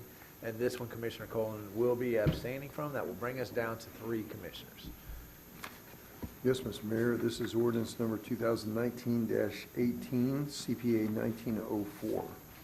An ordinance of the City of Newberry, Florida, amending ordinance number 4-91 as amended, relating to an amendment of the future land use plan map of the City of Newberry Comprehensive Plan under the expedited amendment procedures established in sections 163.3184, subparagraph 2 and subparagraph 3 of the Florida statutes, and in conformance with sections 163.3161 through 163.3215 of the Florida statutes, providing for a change in future land use classification from Alachua County agriculture less than or equal to 1 dwelling unit per 5 acres to City of Newberry agriculture less than or equal to 1 dwelling unit per 5 acres on certain lands within the corporate limits of the City of Newberry, Florida, which have been annexed thereto. Tax parcel number 02514-000-000, providing for severability, repealing all ordinances in conflict, and providing an effective date. Appropriate motion is to pass ordinance number 2019-18 CPA 1904 as read by title only. Okay. Does staff have an overview for this one, or are you going to wing it? I think we're going to wing it, Mr. Mayor. I believe in you. We had a little bit of a technical. Well, maybe it's back. Got it. Similar to the land use change that you just heard, this is on approximately 93 acres. The applicants, the Colemans. It also was heard July 1st by the Planning and Zoning Board, recommended unanimous approval, and was heard again on July 22nd by the City Commission, who voted unanimously on first reading to change the land use from Alachua County rural agriculture to City of Newberry agriculture. It was transmitted to the state for review as the other was, and likewise received no comments or concerns from the state that needed to be addressed. And therefore, staff recommends approval to enact ordinance 2019-18 on second reading. Okay, thank you, Mr. Thomas. Do we have any public comment on this ordinance? Hearing none, does the commission have any questions for staff? Hearing none, you have been advised. So I will entertain a motion at this time. Anyone want to make a motion to approve 2019-18 as been read? Commissioner Norfleet makes a motion. Second. I have a second from Commissioner Martin. Any questions, comments on the motion on the floor from the dais? Any questions or comments from the motion on the floor from the public? Hearing none, all those in favor signify by saying aye. Aye. Motion passes unanimously. Still no new entries, so we will move on to our fourth and final quasi-judicial. Mr. Attorney, please read the ordinance into the record. Yes, sir. This will be second reading of ordinance number 2019-21, LDR 19-09, an ordinance of the City of Newberry, Florida, relating to the amendment of the official zoning atlas for the rezoning of approximately 93.55 contiguous acres of land pursuant to an application by Coleman and Coleman owners, amending the official zoning atlas of the City of Newberry land development and regulations, providing for rezoning from Alachua County Agriculture A zoning district to the City of Newberry Agriculture A zoning district on said acreage, located within the corporate limits of the City of Newberry, Florida, on tax parcel number 02514-000-000, providing for severability, repealing all ordinances in conflict, and providing an effective date. The appropriate motion is to pass ordinance number 2019-21, LDR 19-09, as read by title only on second and final reading. Mr. Thomas, will you give us the staff overview, sir? Sir, thank you, Mr. Mayor. This is also, again, the companion to the previous ordinance. It will change the actual zoning from Alachua County Agriculture to City of Newberry Agricultural. Again, it was heard July 1st by the Planning and Zoning Board, recommended unanimous approval to the City Commission. July 22nd, Commission heard on first reading and approved unanimously the ordinance changing the zoning on first reading. Therefore, the zoning doesn't go to the state, and it was contingent upon the land use change, which you've now passed, and so therefore we can move forward on this, and staff recommends approval of ordinance 2019-21 on second reading. Thank you, Mr. Thomas. Does the public have any comment on this issue? Hearing none, does the commission have any questions for staff? Hearing none, I'll entertain a motion to approve second reading of ordinance 2019-21. So moved. I have a motion from Commissioner Farnsworth, second from Commissioner Norfleet. Does the commission have any questions on the motion on the floor? Does the public have any questions on the motion on the floor? Hearing none, all those in favor signify by saying aye. Aye. Motion passed unanimously, and we are out of our quasi-judicial proceedings. Thank you, Mr. Thomas. And we will move on to our first agenda item, which is our AMI update. Thank you, gentlemen, for being so patient. Thank you, Mr. Mayor. Make sure I got this on. Mr. Mayor, as you're aware, we've been working on AMI projects now for several years, inching ever so closely to deployment, which would be getting meters out to our customers where they can begin to receive the information that will help them make smart decisions about how they consume our utility services. We've just completed phase one of a three-phase project to have a consulting firm come on and support us as we go through that effort. Phase one was really kind of an R&D, help us assess where we were and help finalize an RFP document so that we'd have a biddable document and narrow down the list of potential service providers that we might solicit proposals from. So tonight I'd like to introduce, let me introduce everybody that's in the room. We have Mike Longery, he's with Quantra Technologies, and they're going to present to us tonight. His partner in crime is Bob Dumas back there. Bob's about as low-key, no opinion kind of a fellow as you'll ever meet. So I don't think they're going to let him speak tonight. And then we have Mike from FMPA. He's you're very familiar with FMPA, so he's kind of the liaison as we go through this project. Tonight they're going to give a presentation on what happened during phase one, which we are now winding down, and what are our next steps. As the mayor mentioned before, we are considering the phase two, getting an authorization to proceed with phase two work, and we'll schedule that for the first agenda meeting in October. So with that, I'll introduce Mike and let him take us through the presentation. All right. Mr. Mayor and City Commissioners, thank you for having us here. I feel like I got a little bit of a civics lesson tonight. It was very interesting. Thank you.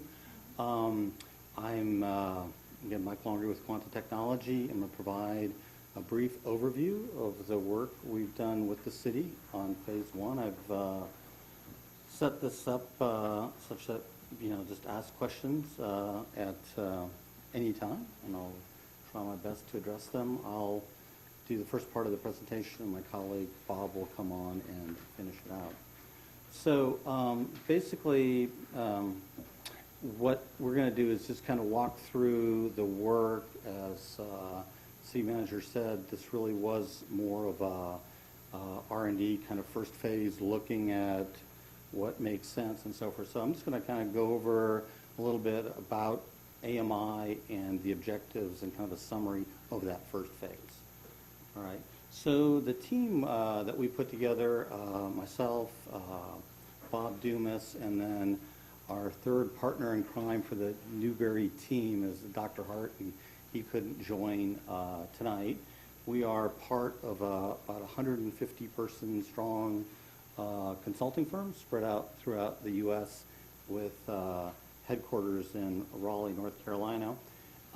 We've been fortunate to have done work for FMPA member utilities in the past, as well as directly for FMPA. We also work with large investor-owned utilities, all different sizes, the whole spectrum. Our area of focus are utilities.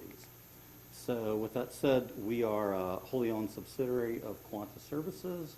Quanta Services is a public traded, largest transmission distribution contractor in North America. Lots of dots. These are all our sister companies. Again, there we are in Raleigh.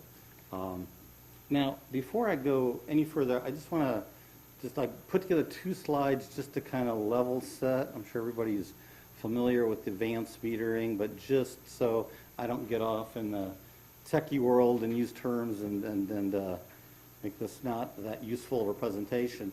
Basically, a metering system, smart metering, advanced metering, auto, whatever, people refer to it as, starts out with the meters in the field, electric, water, gas, in your case, electric and water. And those devices have two-way communication to some intermediate device, right? It could be on a tower or a light pole, whatever. And then that intermediate device or devices would then communicate with the hosted vendor system via a wide area network. So that could be cellular, it could be private radio, whatever you choose. And all the main vendors here in North America have this type of architecture, right? What's a little different and what the city's been interested in is a hosted solution. That is, the vendor would provide the data, the services, and provide that, and you can see that blue where it says web services and VPN and so forth, down to the city's network, and then of course the data would integrate with the city's existing systems, billing systems, and so forth. So that's kind of at a high level what it is. And in the U.S. today, about half the meters, I would say it's, last number I saw was about 80 million smart meters in the U.S. at the moment. So kind of gives you an idea. So why, what's the real driver behind all this? And that is the data from the meters and the services they can provide is really an enabler for what some people call grid modernization, smart grid, pick the term of choice. But basically, it's this functionality, whether it's support for solar and wind and load control and different rates, that the AMI is in fact an enabler for that. In working with the city, it became very clear to us that the city had some drivers that were more important than others, which is exactly what we were trying to get to.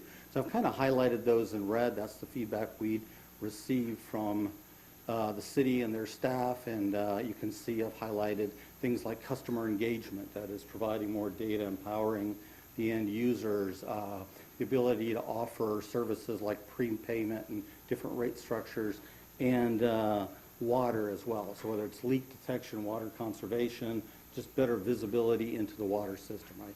We discussed pretty much all these things, but those were the ones that really kind of jumped out at us, and we were trying to maintain our focus on those items there in red. So our overall objectives really for this first phase of the project were twofold.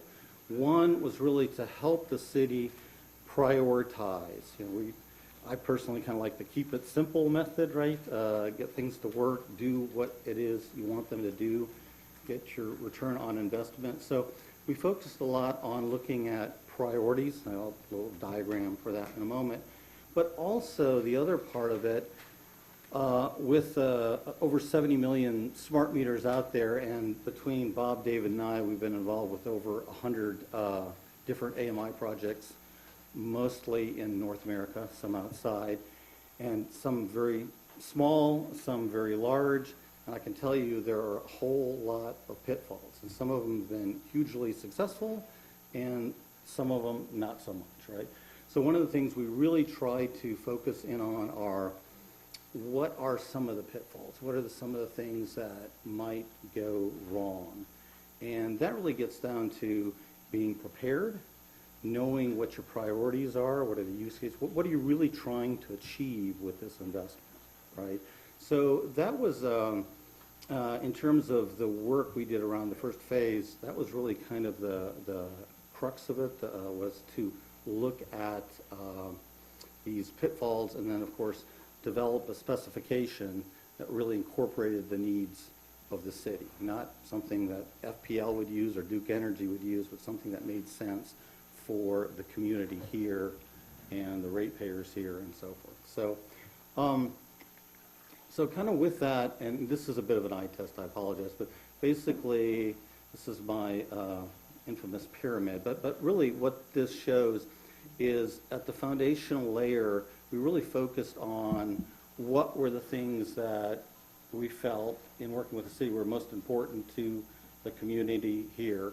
And then the upper layers, these are other features that can be added that, again, the smart meters enable that. All of these are in use somewhere over the U.S. But again, instead of trying to do everything at once, why not focus on what's most important? So we felt pretty strongly, obviously, customer engagement, can't stress that enough. If the community doesn't have buy-in, it doesn't tend to go that well. They really need to see the benefit to the ratepayers, especially for municipality. And then, of course, getting the system to work. That might sound trivial, but sometimes people tend to focus on all sorts of fancy things and forget the let's make it work and let's get the community engaged so they see the value in it. So a lot of detail here. There's a document supporting all these slides, but that just kind of gives you a flavor for when we say working with the city to kind of establish the priorities for the community. That's an example, and just wanted to show that to you. And then my colleague, where did he go? There it is. Okay. We'll let him speak just a little bit. What we did is we interviewed the city staff on about 40 different processes, right? And it wasn't so much about the process. The real question was, what would it take if you had an advanced metering system, even if it was a hosted system? What are the skills that would be needed here, and what would it take to make it all work? How would it integrate with your current billing system? What would that really take? What could go wrong, and why? And in doing that, we mapped out all these different processes in terms of where the city is today and where we think it needs to be, and we refer to that as gap analysis. But it's basically really readiness. You know, if you're going to invest in this, are you ready? What does it take to be ready? So we just picked one around outage, or how do you deal with power outages. And I'll let Bob is king of processes here. So, and then after that, we put together kind of an updated kind of market cost assessment for deployment based on kind of information that we have currently. So. Good evening, Mr. Mayor, Commissioners. I know it's late, believe me, so I'm not going to belabor things too badly. Mike touched on a couple of things from this slide already. Going back a couple of slides of what Mike said, the key to success in an AMI project, and we've seen it many projects worldwide, is not falling into pitfalls, and we've seen them all. So part of why Newberry hired Quanta Technology in our AMI consulting organization is to help you stay out of those pitfalls. And so, I mean, many of them are truly fatal and can cost a lot of money and lead to total disaster. So one of the things we've seen over our experiences are knowing what you've got. So basically, what system do you currently have and what are your current processes? And so it's from there that you're going to go to a new system. So if you don't know where you are, you're going to have a hard time going where you're trying to go. So we spent a number of days down here with the Newberry folks, the meter reading organization, the billing organization, everything, charting your processes, a total of actually is 41 of them, I think.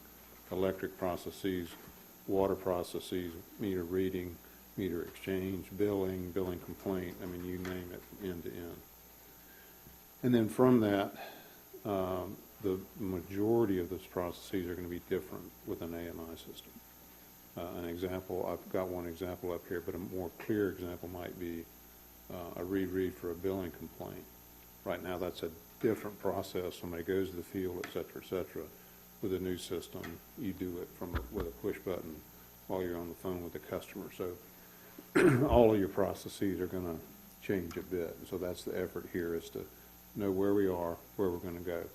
And then one of the other activities to address one of the pitfalls, a lot of folks don't do a very good specification, or frankly at all.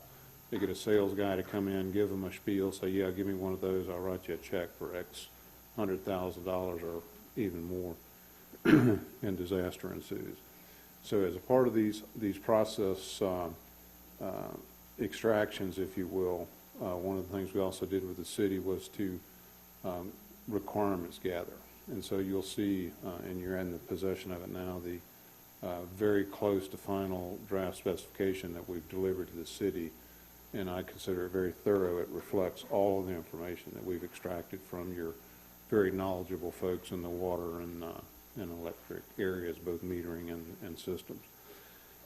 Excuse me. And so the final deliverable there is a vendor list. It's not a prescriptive list. It's a quite long list. We ordered in the order of the folks that we think are qualified to do this job. Final determination of how big that list is to actually go out to bid, that's strictly up to y'all. But we do have experience with every single one of those people. Excuse me. How do I go forward?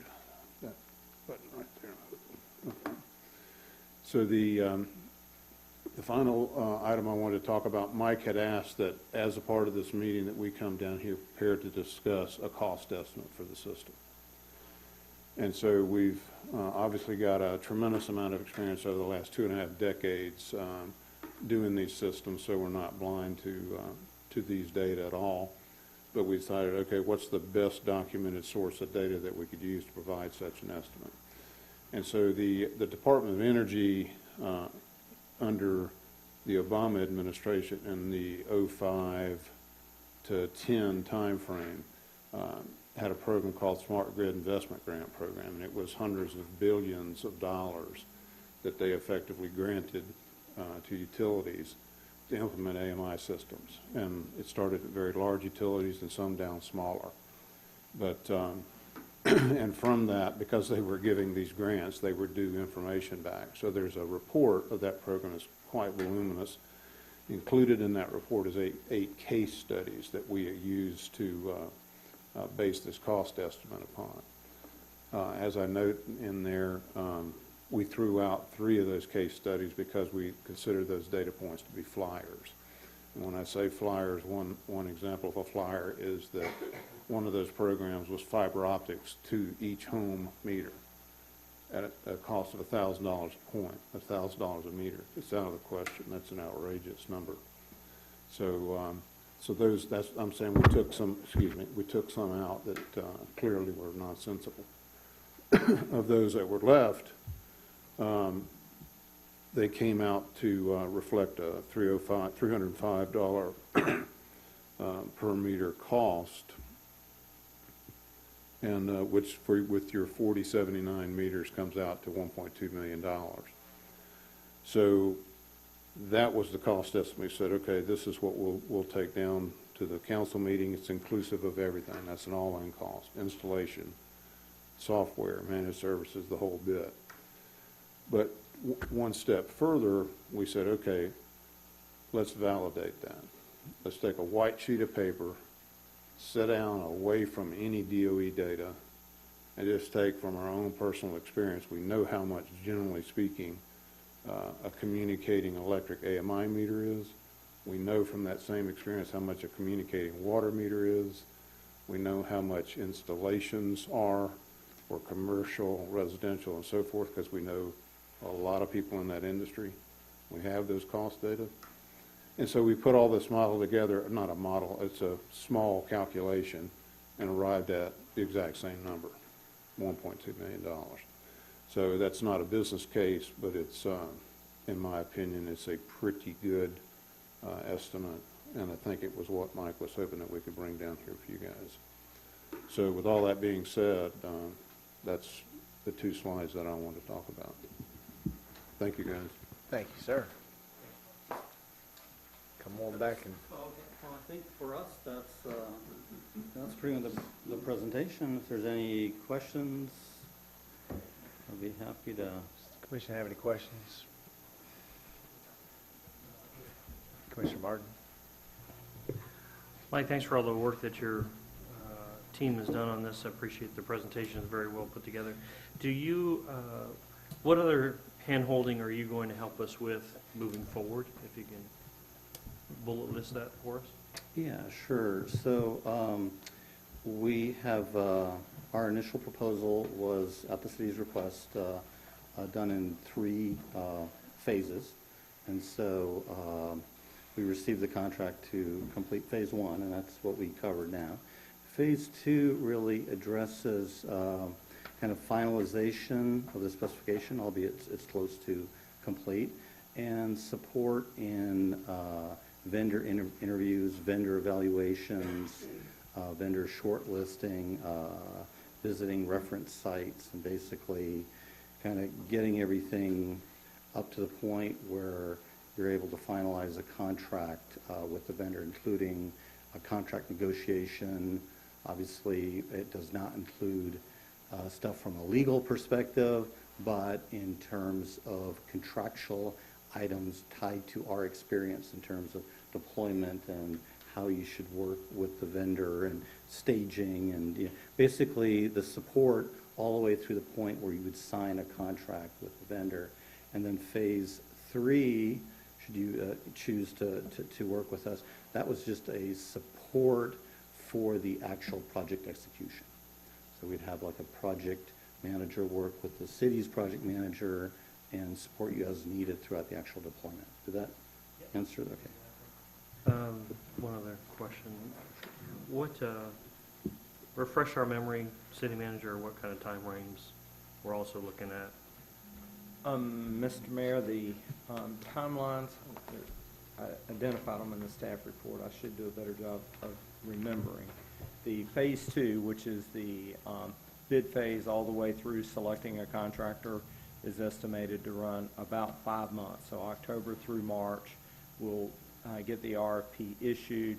We'll receive the proposals. We'll negotiate and rank one as the best proposal. Typically at that point, you would know that we'd come back and tell you the highest ranked proposal is and ask for authorization to negotiate a contract. And then we would go negotiate that contract, get us the best terms that we could, bring that back to you. We think that would happen around March 2020, and then be ready to go to deployment, which is phase 3, which is where we tell them to proceed. We execute the contract, we tell them to proceed with the deployment, and in 5 to 6 months, we have we begin seeing things happen in the field, and we stand the system up so that folks are seeing their utility consumption the next day instead of 45 days later. Any other questions from the commission? Commissioner Norfleet. On these systems that y'all put in other areas, what kind of differential is there between the old meters and the new meters that are being put in? When you say differential, Are they reading different? Are the old meters not reading as much? oh, okay, So we so can that's a collect- great question. So, not to sound like an engineer, it really depends. So, let's say in the case of electrical, if you're pulling out old electromechanical, those meters may have slowed down, or depending on where they are in the calibration process, there could be a difference in the read. As I understand it, you have some walk-by, drive-by electronic meters on the electric side, so there I wouldn't expect a difference. We're 100% AMR on the electric meter. Yeah, okay, yeah. So I wouldn't see a difference there in that you already are using electronic meters. I don't know, Bob, if you want to comment on the water, what you've seen, I mean. Yeah, we need you to come up here, sir, so we got folks watching the YouTube. They'll pull it up later.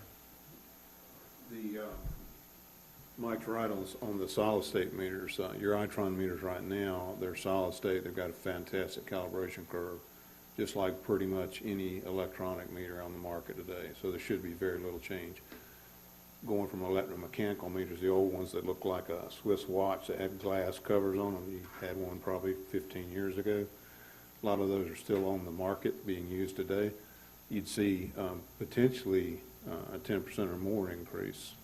And the reason being is those meters are mechanical. They've got friction in the bearings. They're 40 years old. They do eventually slow down a little bit. So that's caused some consternation.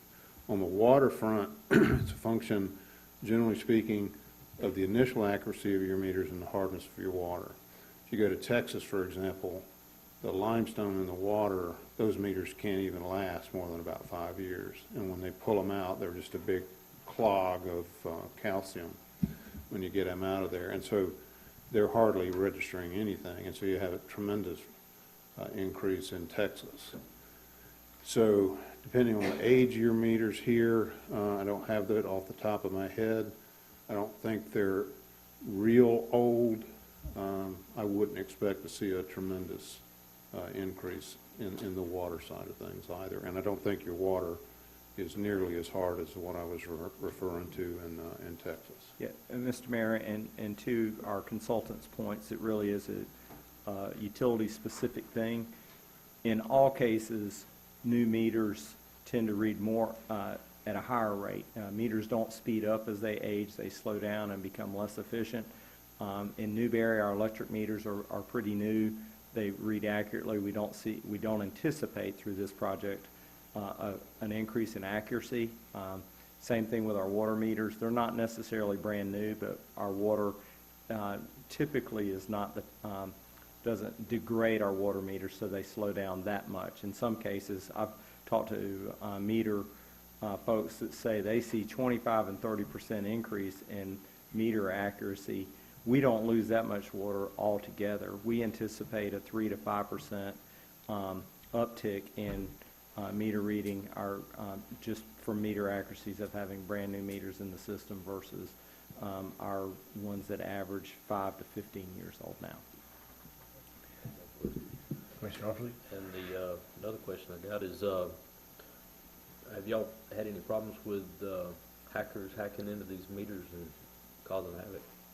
No, in fact, when you say you all, we're not in the metering system business now. We have been in the past with various companies, but any one of these systems, particularly the ones that were installed as part of the Smart Grid Investment Grant Program, had to meet Department of Defense standards for security, and I mean basically data at rest, data in transit. And when I say at rest, there's meter data sitting in the meter. So it's got to be secure in the meter. It's being read across the radio frequency. It's got to be secure there, and then it's got to be secure when it's stored in the database on a head-end system. So every single qualified vendor today covers that from end to end, and it's very firmly addressed in your current draft specification. But in fact, I think Mike and I were talking about it a little while ago. One of the things that you would want to do as part of your customer engagement program is to issue like a billing insert with a privacy and security statement in it. And those are the types of things that you would address, because some people are concerned about that. And not because it's your social security number or some such thing, but people don't, want to know if, people using how much electricity or it's none of your business. So, and you can build such a statement, and it's a true statement that it is in fact secure. Maybe I'm going too long here.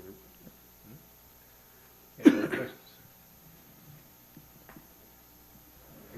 I guess my only question is, I'm a believer in the ability of empowering the customer to monitor their own rates, perhaps have the option to do time of day, rate pay, those kinds of things. But it also seems to me like there's going to be an awful lot of education on the front end to truly get the residents to know that this system has all of those capabilities. And I'm not sure older residents will utilize that as much as our younger residents. It seems like, younger residents are going to have this app right on their phone. They're going to watch the meter tick. They're going to see if they have a leak and it spikes. They're going to stop it right away. All of those kinds of things.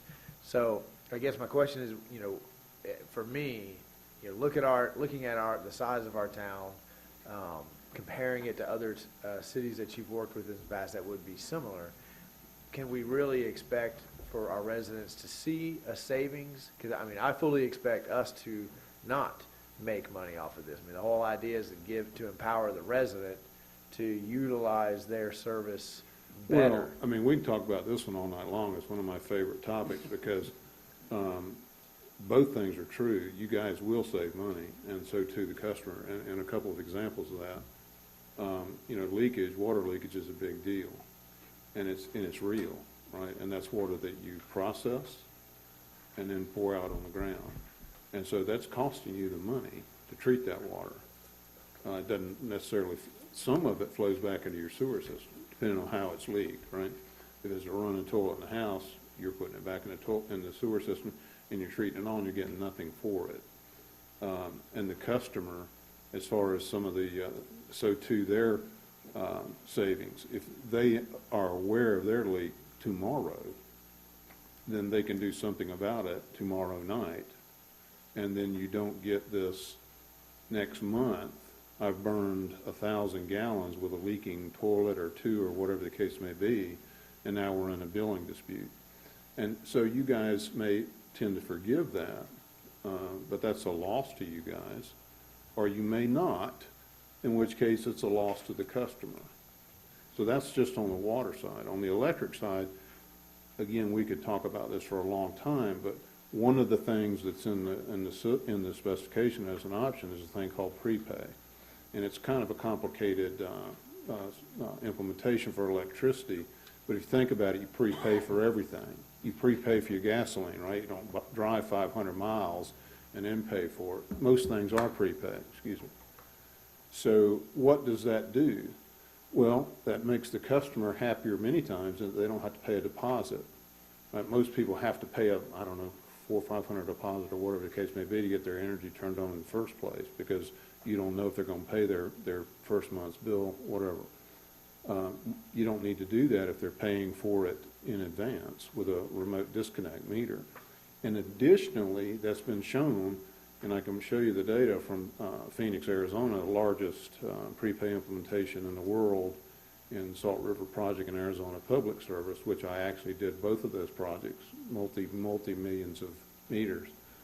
When people are on prepay, they save energy because they're more aware of it.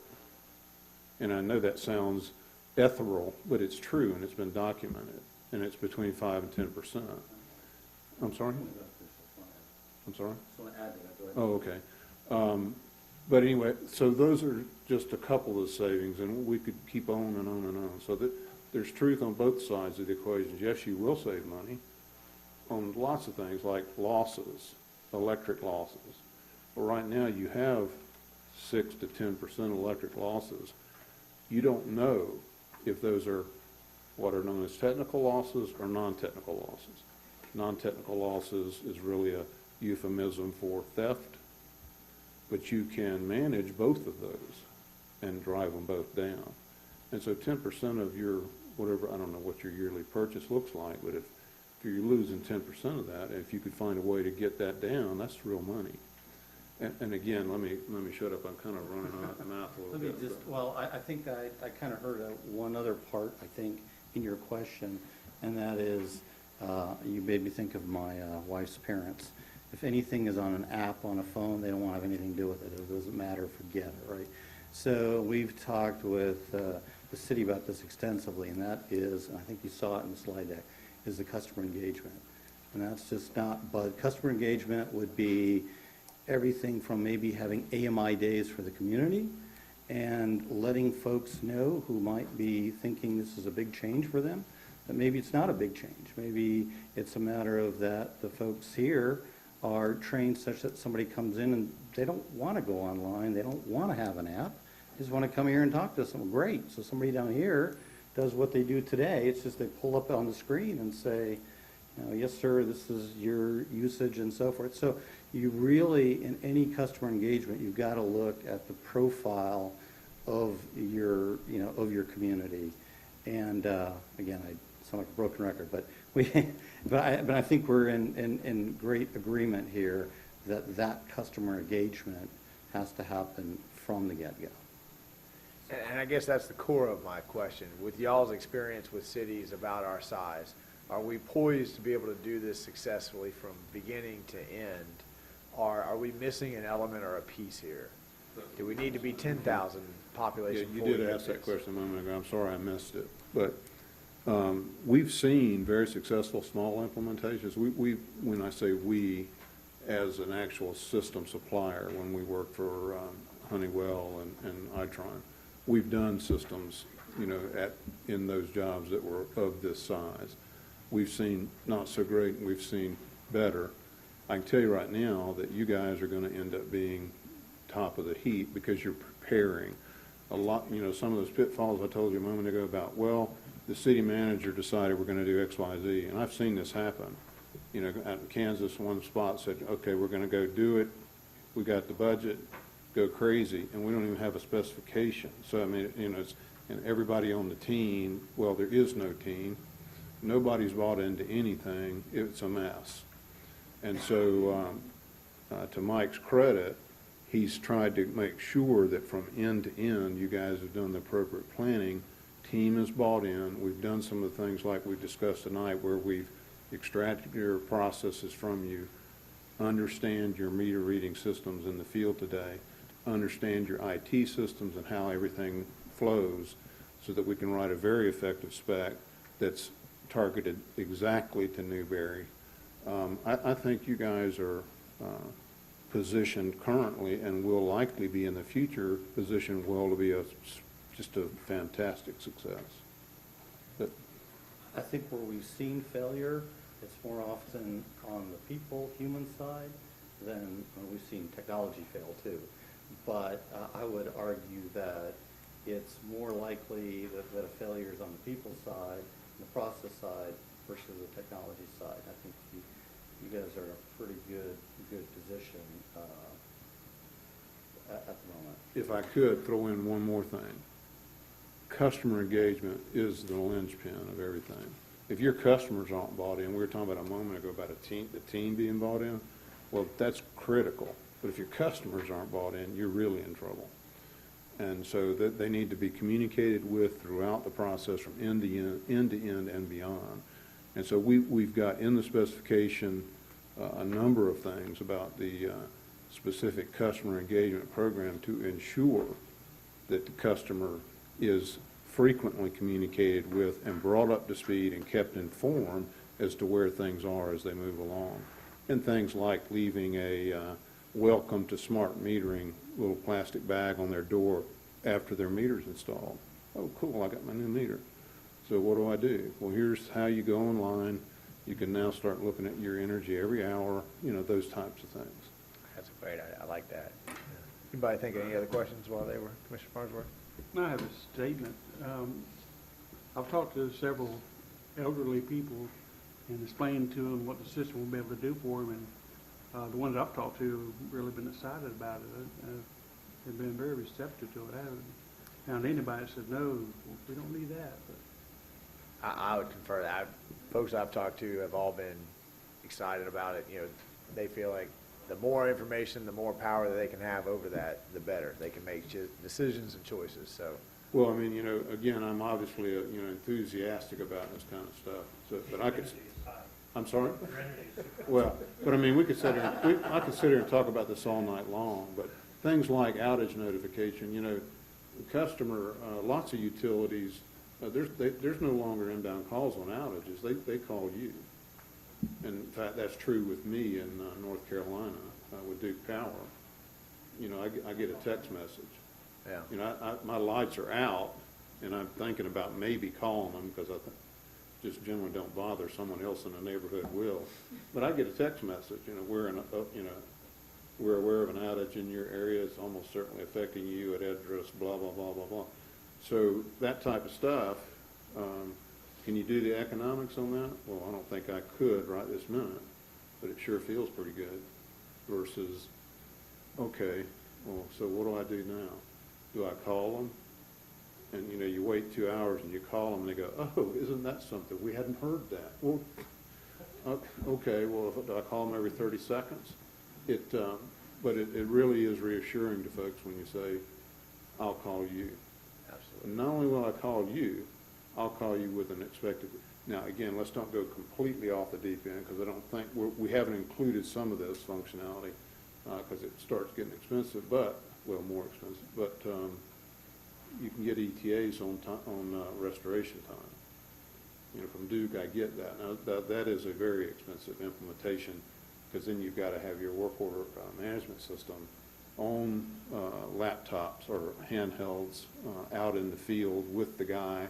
The line supervisor's typing in, okay, outage XYZ off the work order system, ETA now 15 minutes, excuse me, and I get a text to that effect.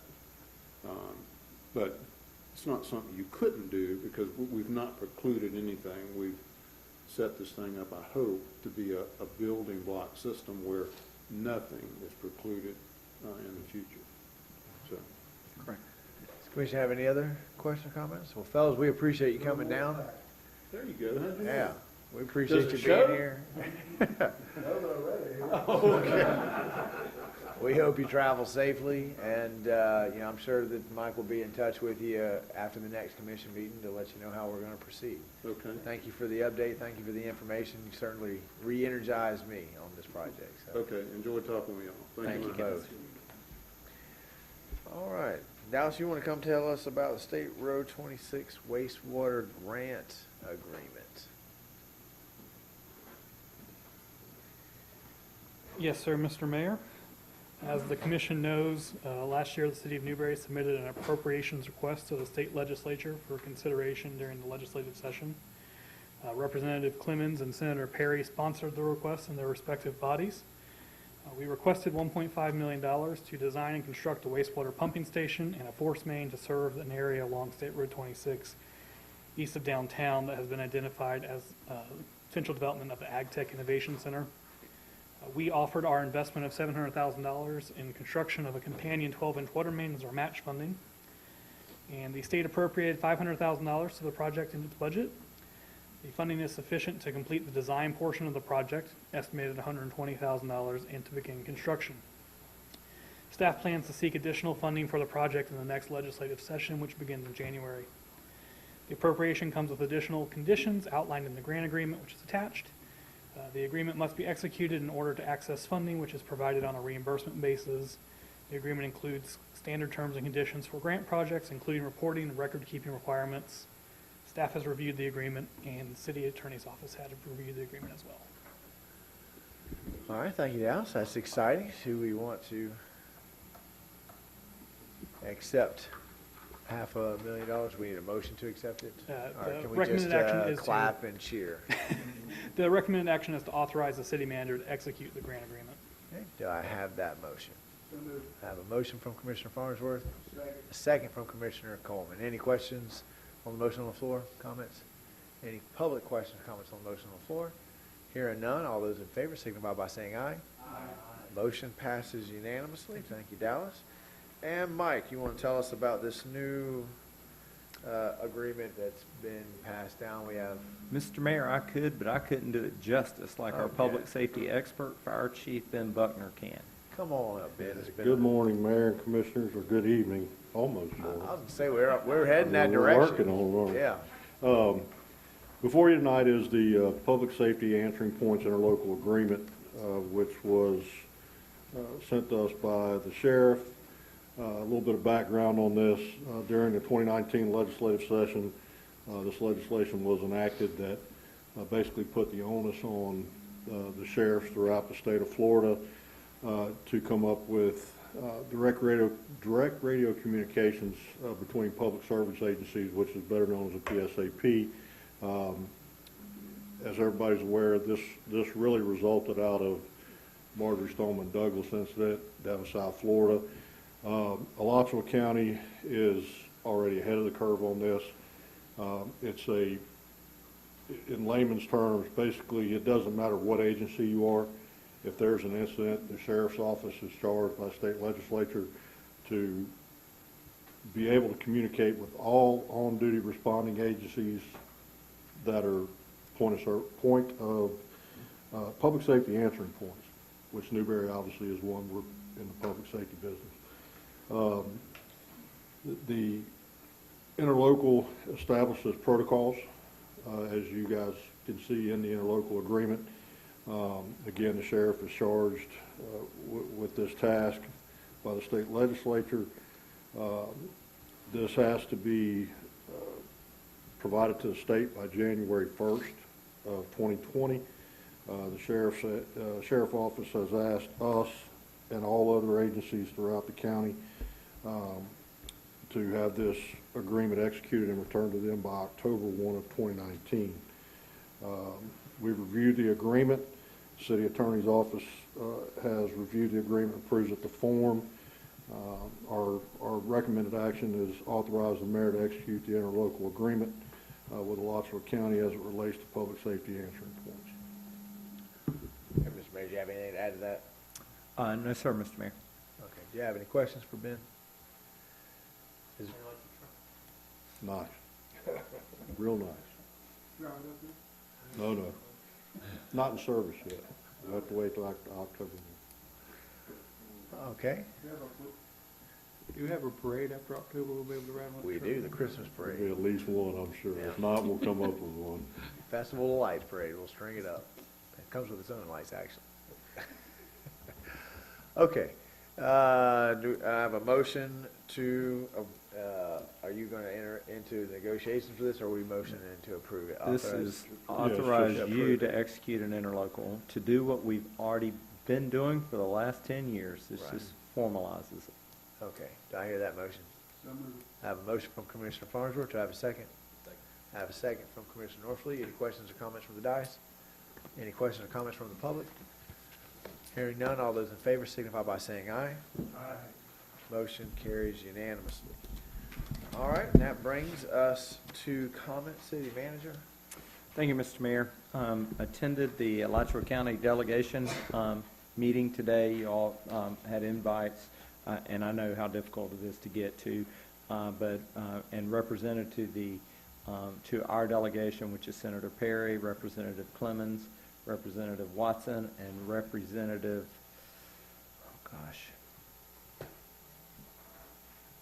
Brannon. Yeah, thank you. Representative Brannon. The list of issues that the commission has advised us that are important to us that they'd like to see us address in the upcoming legislative session. This is a handout that we provided them.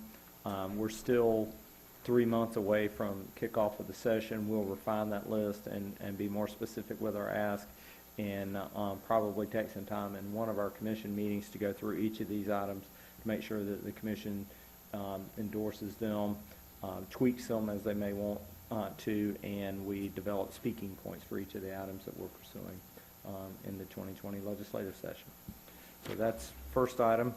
Also, the Alachua County League of Cities is meeting tomorrow night in Hawthorne. Hope I didn't steal that from you. It's at 7 o'clock, but that meeting is tomorrow. And then we received notice from the Alachua County League of Cities that they're going to be conducting the annual ethics training for elected officials in Alachua on Tuesday, the October 29th. It's from 8 to noon. I believe you all have a calendar invite. It's not the training is mandatory. I think the city attorney's office also plans to offer the same training, probably in the evening. There may be some food involved, so that, but you have options. You have options on when you'd like to attend, but we're going to try to make you aware of them all so that we don't get into late December and someone says, oh, I haven't had my ethics training yet. Mr. Mayor, that concludes my comments. Thank you, sir. Mr. Attorney? That is a very nice segue to the handout. Save the date on December 5th, 2019 from 4 o'clock to 8 o'clock. Training on ethics at our office, and it'll be public records, sunshine law, all that kind of thing. Hope to have a special guest star available to us, so we're going to try and work on that, but I'll go ahead and hand out the save the dates. That also, we've been doing remodeling in the office for, seems like years now, so now we have a tee-off date that we got to get it done by December. So this really helps us out, and we will have some libations and refreshments and that kind of thing, and something to eat for you all, and hopefully have it done in a way that's a little bit entertaining as well and not so dry. So that's our anticipation. And your staff is terrific. That all cities should have the finance managers that can go through all of that and do that in such a seamless manner. But that's not to forget about the rest of our staff in all ways. But that was a tremendous presentation earlier in this evening, Mr. Mayor. Thank you, sir. Madam Clerk? Thank you. Commissioner Coleman?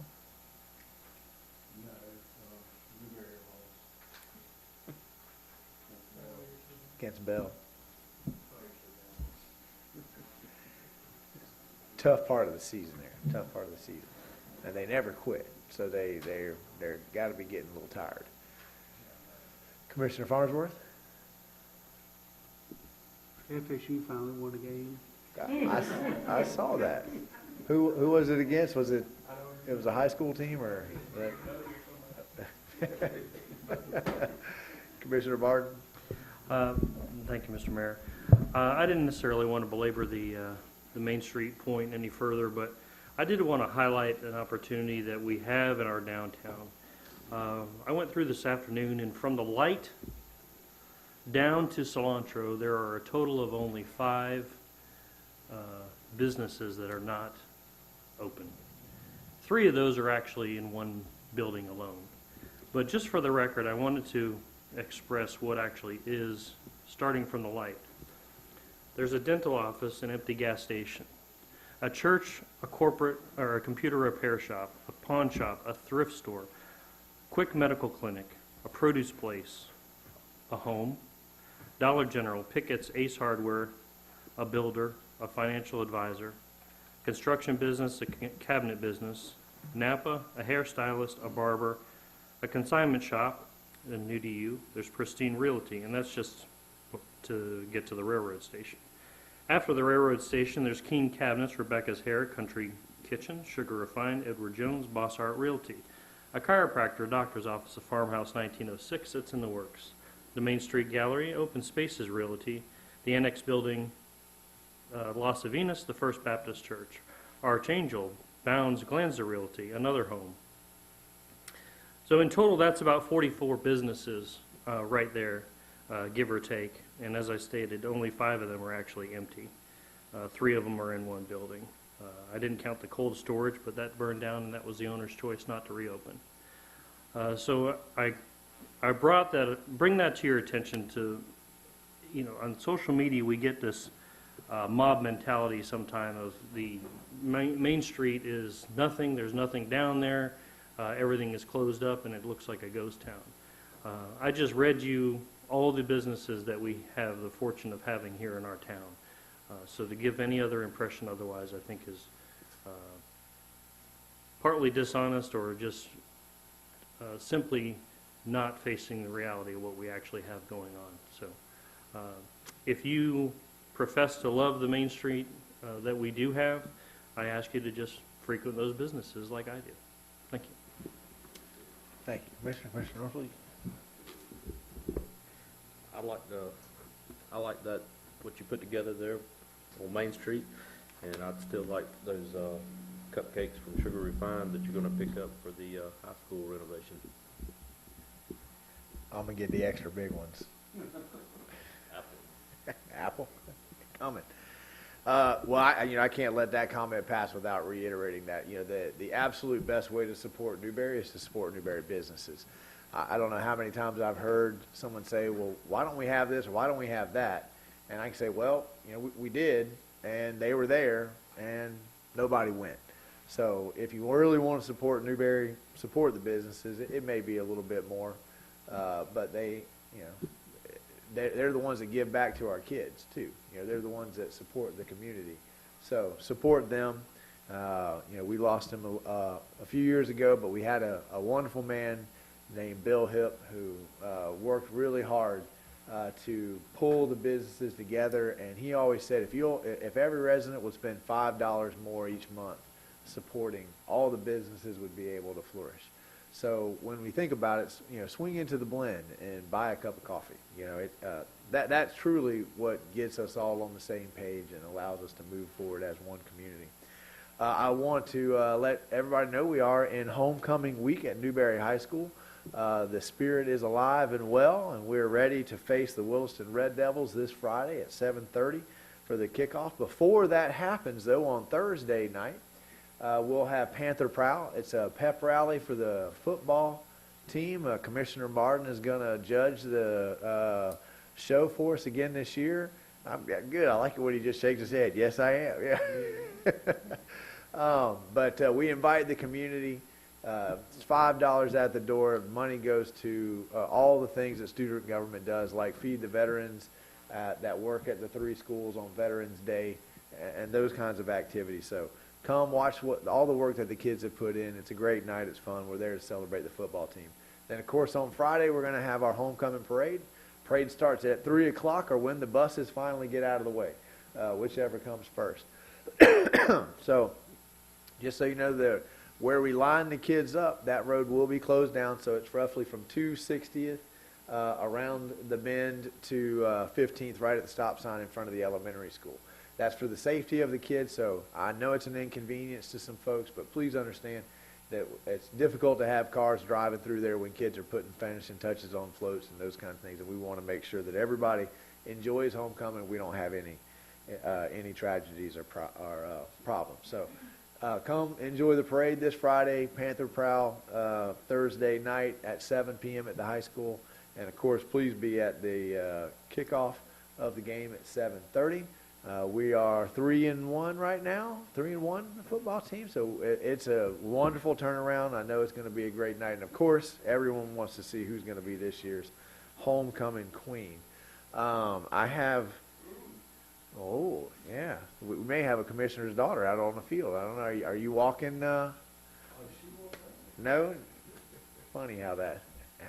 Well, she's got a king there. I do have some updated information tonight on the vote just to make sure everybody understands. On the municipal waste, I think the additional tipping fee has been calculated at $111,000. That will be the additional cost to the city, plus the potential of reopening negotiation with Waste Pro, which I'm sure that they are itching to jump at, since right now that is a tremendously low bid compared to what they're serving to the other. So I understand people may have a philosophical problem, but this is potentially going to severely impact our residents in the pocketbook. So it might, and to me, this issue seems very similar to fire and police services. I've only called 911 one time in my life. I've always enjoyed the benefit of knowing that they're there keeping me safe on a regular basis. So, and I'm not sure do we have an update on our timeline? Because while we may be able to bring this up next time, Newberry may already have been pulled out at that point, and that may make it a moot point. So if you have any updated information, just so we all, I mean, whatever the commission decides, what the commission decides, but I want to make sure everybody is in full knowledge of the consequences of. Again, Patrick Irby, interim solid waste director for the county. Not being an attorney, I can't really tell you exactly what the outcome of that part will be, but I have a feeling it'll be for this year. Y'all just won't be on the assessment roll, and then next year we could try again. So. Okay, and Dallas, have you been able to do any numbers about what $111,000 looks like? $48 a customer. Okay, so knowing the full impacts, anyone want to make a motion tonight to reopen the floor for a conversation? It's got to come from the losing side. You could call a special meeting by next Monday's the 30th. That's another way to perhaps handle this. That would be. I'm trying to remember an email I got from the property appraiser today, because they closed us out of their system before October 1st, and I want to say it's this Thursday, which is the 26th, Thank you I for believe. that info. So we could call it for have Wednesday, a special meeting on the 25th. That would be either Wednesday or Thursday. Yeah, Commissioner Norfleet had a question. Let me ask. Who comes up with the tipping fee? The tipping fee is based off of the disposal cost at the landfill, which is New River Landfill up in Union County, plus the administrative costs of running our operation, the long haul trailers and fuel for all that. So it's based on actual costs. But what's the tipping fee versus the surcharge? That one, I'm trying to remember. That's the one that I don't deal with often, so I'm not trying to rack my brain on that one. But it would be a per ton charge for those same services of the closed landfill maintenance, household hazardous waste, rural collection centers, and then I think the education side, there's stuff associated with that often gets forgotten, like the Great American Cleanup that pays for the tip and fees for that. It pays for the Tools for Schools, which comes out and gives free school supplies to the school teachers. There's a lot of other programs associated with that. It's not just advertising in newspapers and things like that. There's a lot of state reporting to DEP that comes out of that. There's a lot to it. So by us not going with this, what we voted on tonight, and y'all are getting the tipping fee, y'all get 100% of the tipping fee for the landfill, but on this, y'all wasn't going to get 100%, right?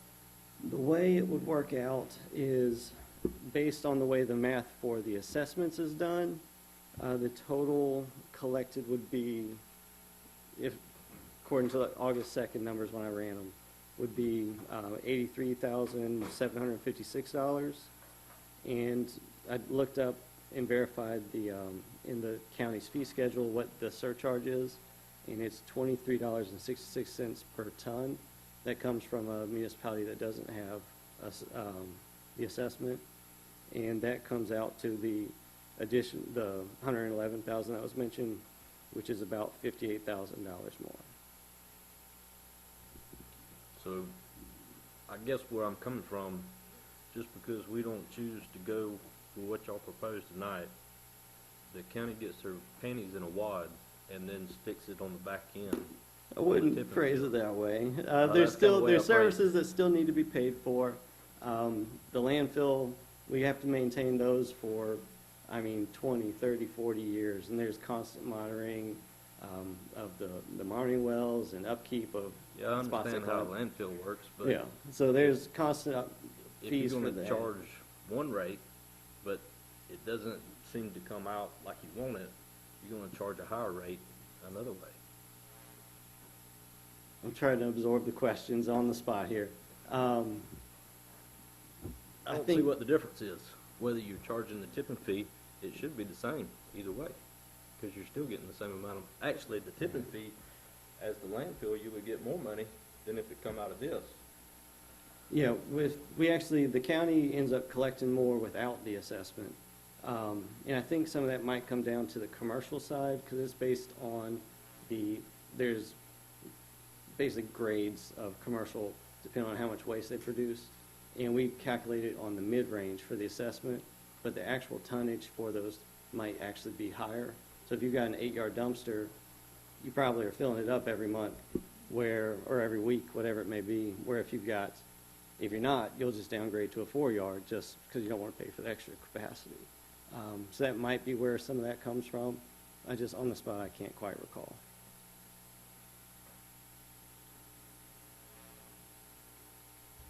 Any other questions or comments just to understand what's happening here?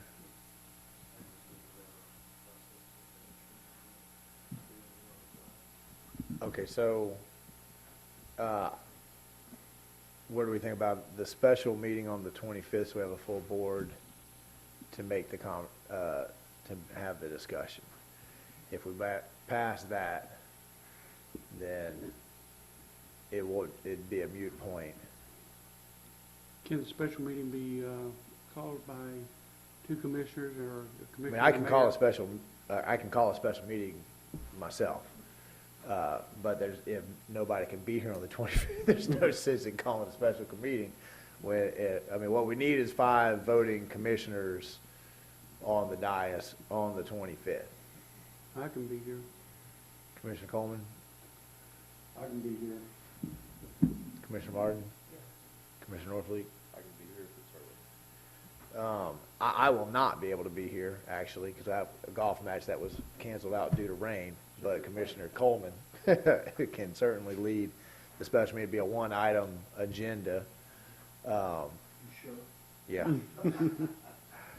And I believe that Commissioner Hermson will be back. He's back tonight late, so he should be able to be here. So let's plan on what time is 6? Can we do 5? I want to try to get people the opportunity to go to church if they want to. Can we get to 5, Commissioner Farnsworth? You got the longest drive.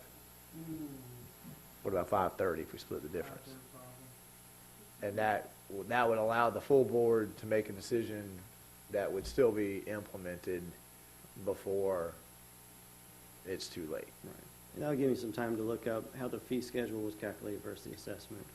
And then if this was a publicly advertised, you might want to just continue the meeting rather than call a special meeting. It's not a bad idea, just in case.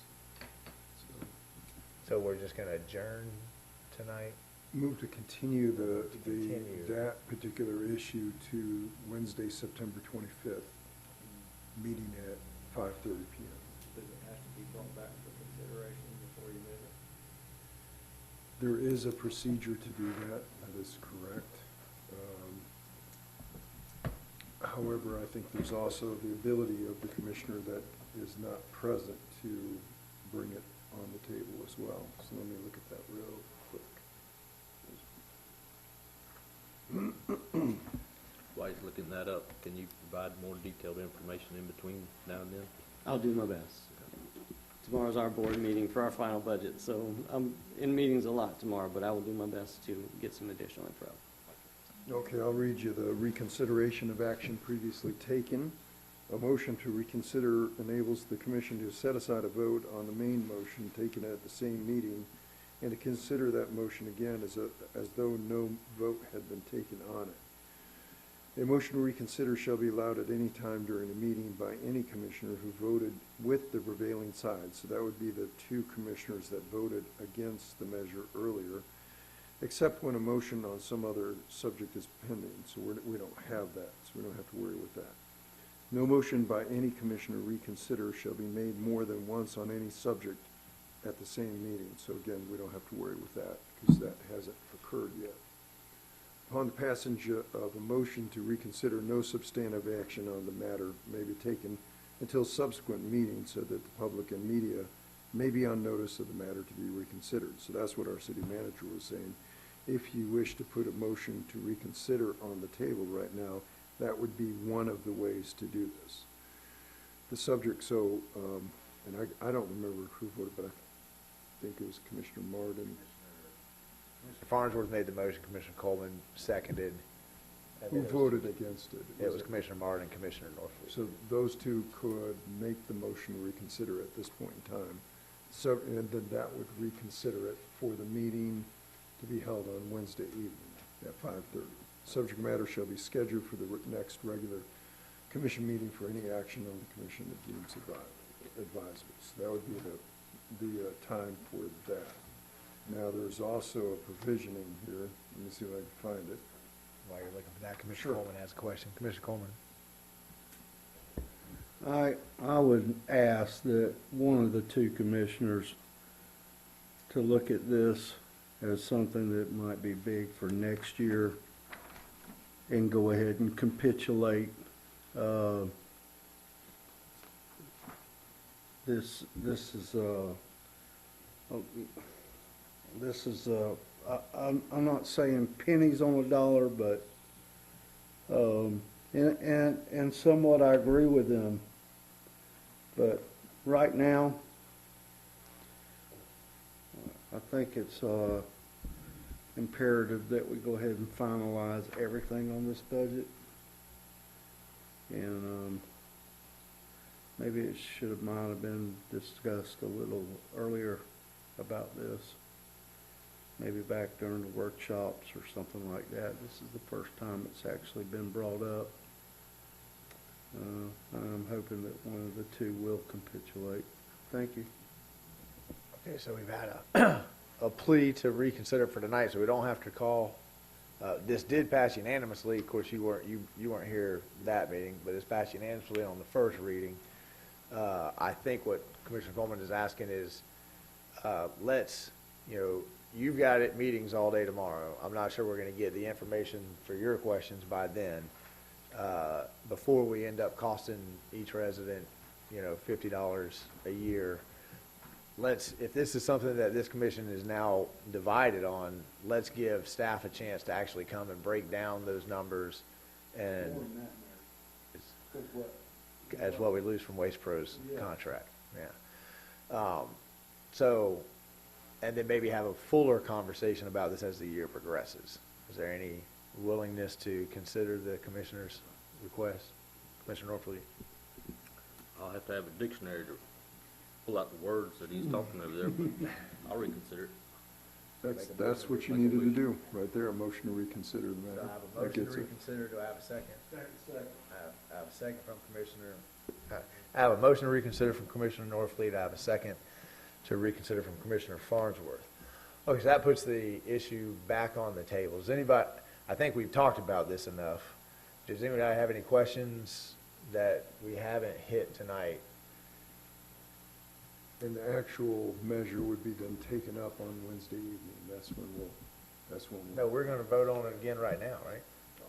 Well, We it have a doesn't motion say to that. reconsider. It says that the motion, it'll be brought back up on the next regular schedule, not that evening, but the next regular scheduled meeting. I thought the losing side can make a motion to reconsider. That would put it right back on the table. That's the way I understand. That's Robert rules. If Right. you want to suspend these rules, then I think you Okay. could probably Do I have a motion to suspend these rules and go with Robert's rules? I have a motion from Commissioner Coleman. I have a second from Commissioner Farnsworth.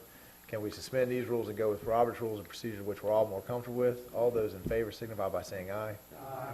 Motion passed unanimously. Okay, so now we have a motion. Now I'll have a motion to reconsider. Motion to reconsider from Commissioner Norfleet, just Commissioner Farnsworth. Re-second it. Now we're back on track for tonight.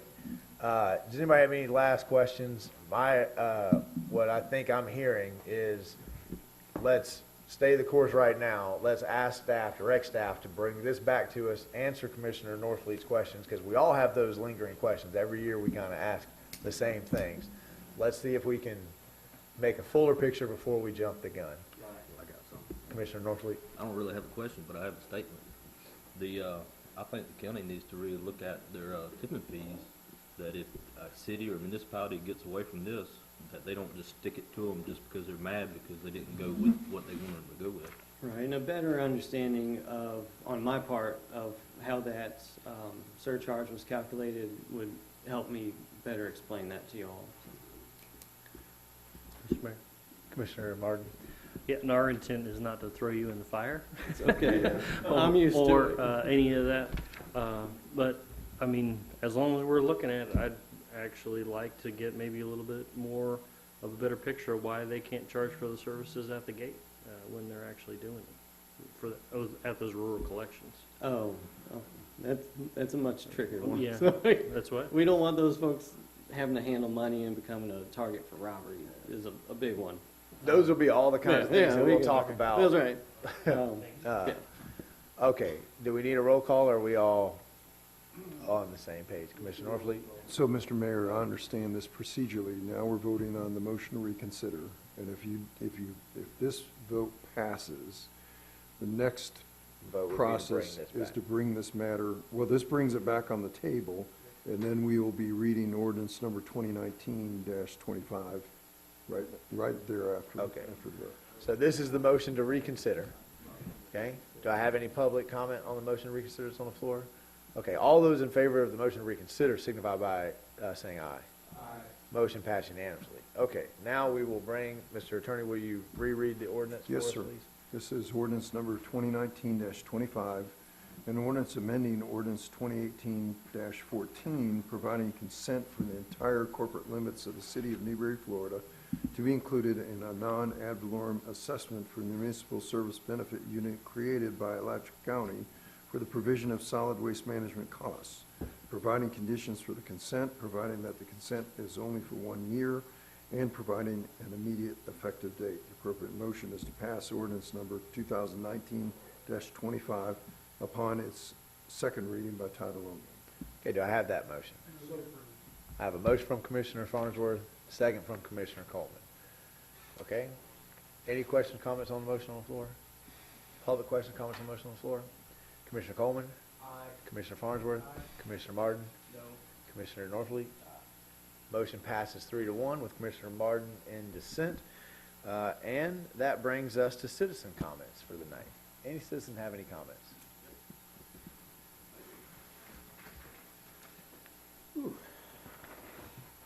Jim Stainfield, citizen. I got up here a little while back and asked about the area that Main Street covered. And I noticed that Joy Glanzer tonight said that the economic development was only aimed at 3 blocks of downtown here. I found that kind of interesting. I also noticed that Lisa Denny was the only one that kind of stood here and told you exactly what she wanted. She wanted a full-time employee for Main Street, wanted y'all to pay for it. I commend her for that. I'm strongly against that, and I hope that you are against that too. My next point would be about pointing out that a while back we built the MLK Center under the understanding that we were going to have volunteer staff it. And then like immediately the next year, they required a full-time staff member, and the budget went from $0 to $80,000 a year to staff it. I don't want to end up that same situation, so I kind of point that out. And the last point I want to make is my wife, Chris Stainfield, and I, for about 10 years, we supported and ran Relay for Life. The last 3 years of Relay for Life, she actually ran the organization, and the last year she helped Amy from the city try to run Relay for Life. Right after that, she decided to step away from it. It was not funded by anybody. The city did help us a number of times with events and getting garbage and permits and lights and everything else. And they were helpful, but we did not ask for any funding or anything. And actually, the city was out there even helping raise funds. But when she stopped working at it, it's kind of funny how it just went away. And nobody picked it up. So if that's the way Newberry Main Street has to go, then that's the way Newberry Main Street has to go. Thank you. Thank you, sir. Other public comment? Hearing none. Commissioner Coleman? I want to thank Commissioner Norfleet for, yes. I was impressed by that, too. The big thing here is I want to look at this. So when it comes to when we do have our workshops, I hope that we'll have plenty of information, because listening to what was going on here, Commissioner Norfleet is right. It's like, well, if you don't go with it, then you're getting hit on the backside for more money, or our citizens are. And that don't sound right. So if it is that way, we got this 1 year to find out exactly the way this works. But I do know this. We're at 5.999 now. And all these other cities, they're looking up to us now, because we've kept our rates low. And our waste, Mike did a terrific job on the negotiations with Waste Pro. We are really low compared to everybody else. So, thank you. But I do respect Commissioner Warren staying to whatever way he was at in this vote. But thank you. All right. Well said. Good use of the dictionary tonight. I like it. Any other public comment? Hearing none, we are adjourned.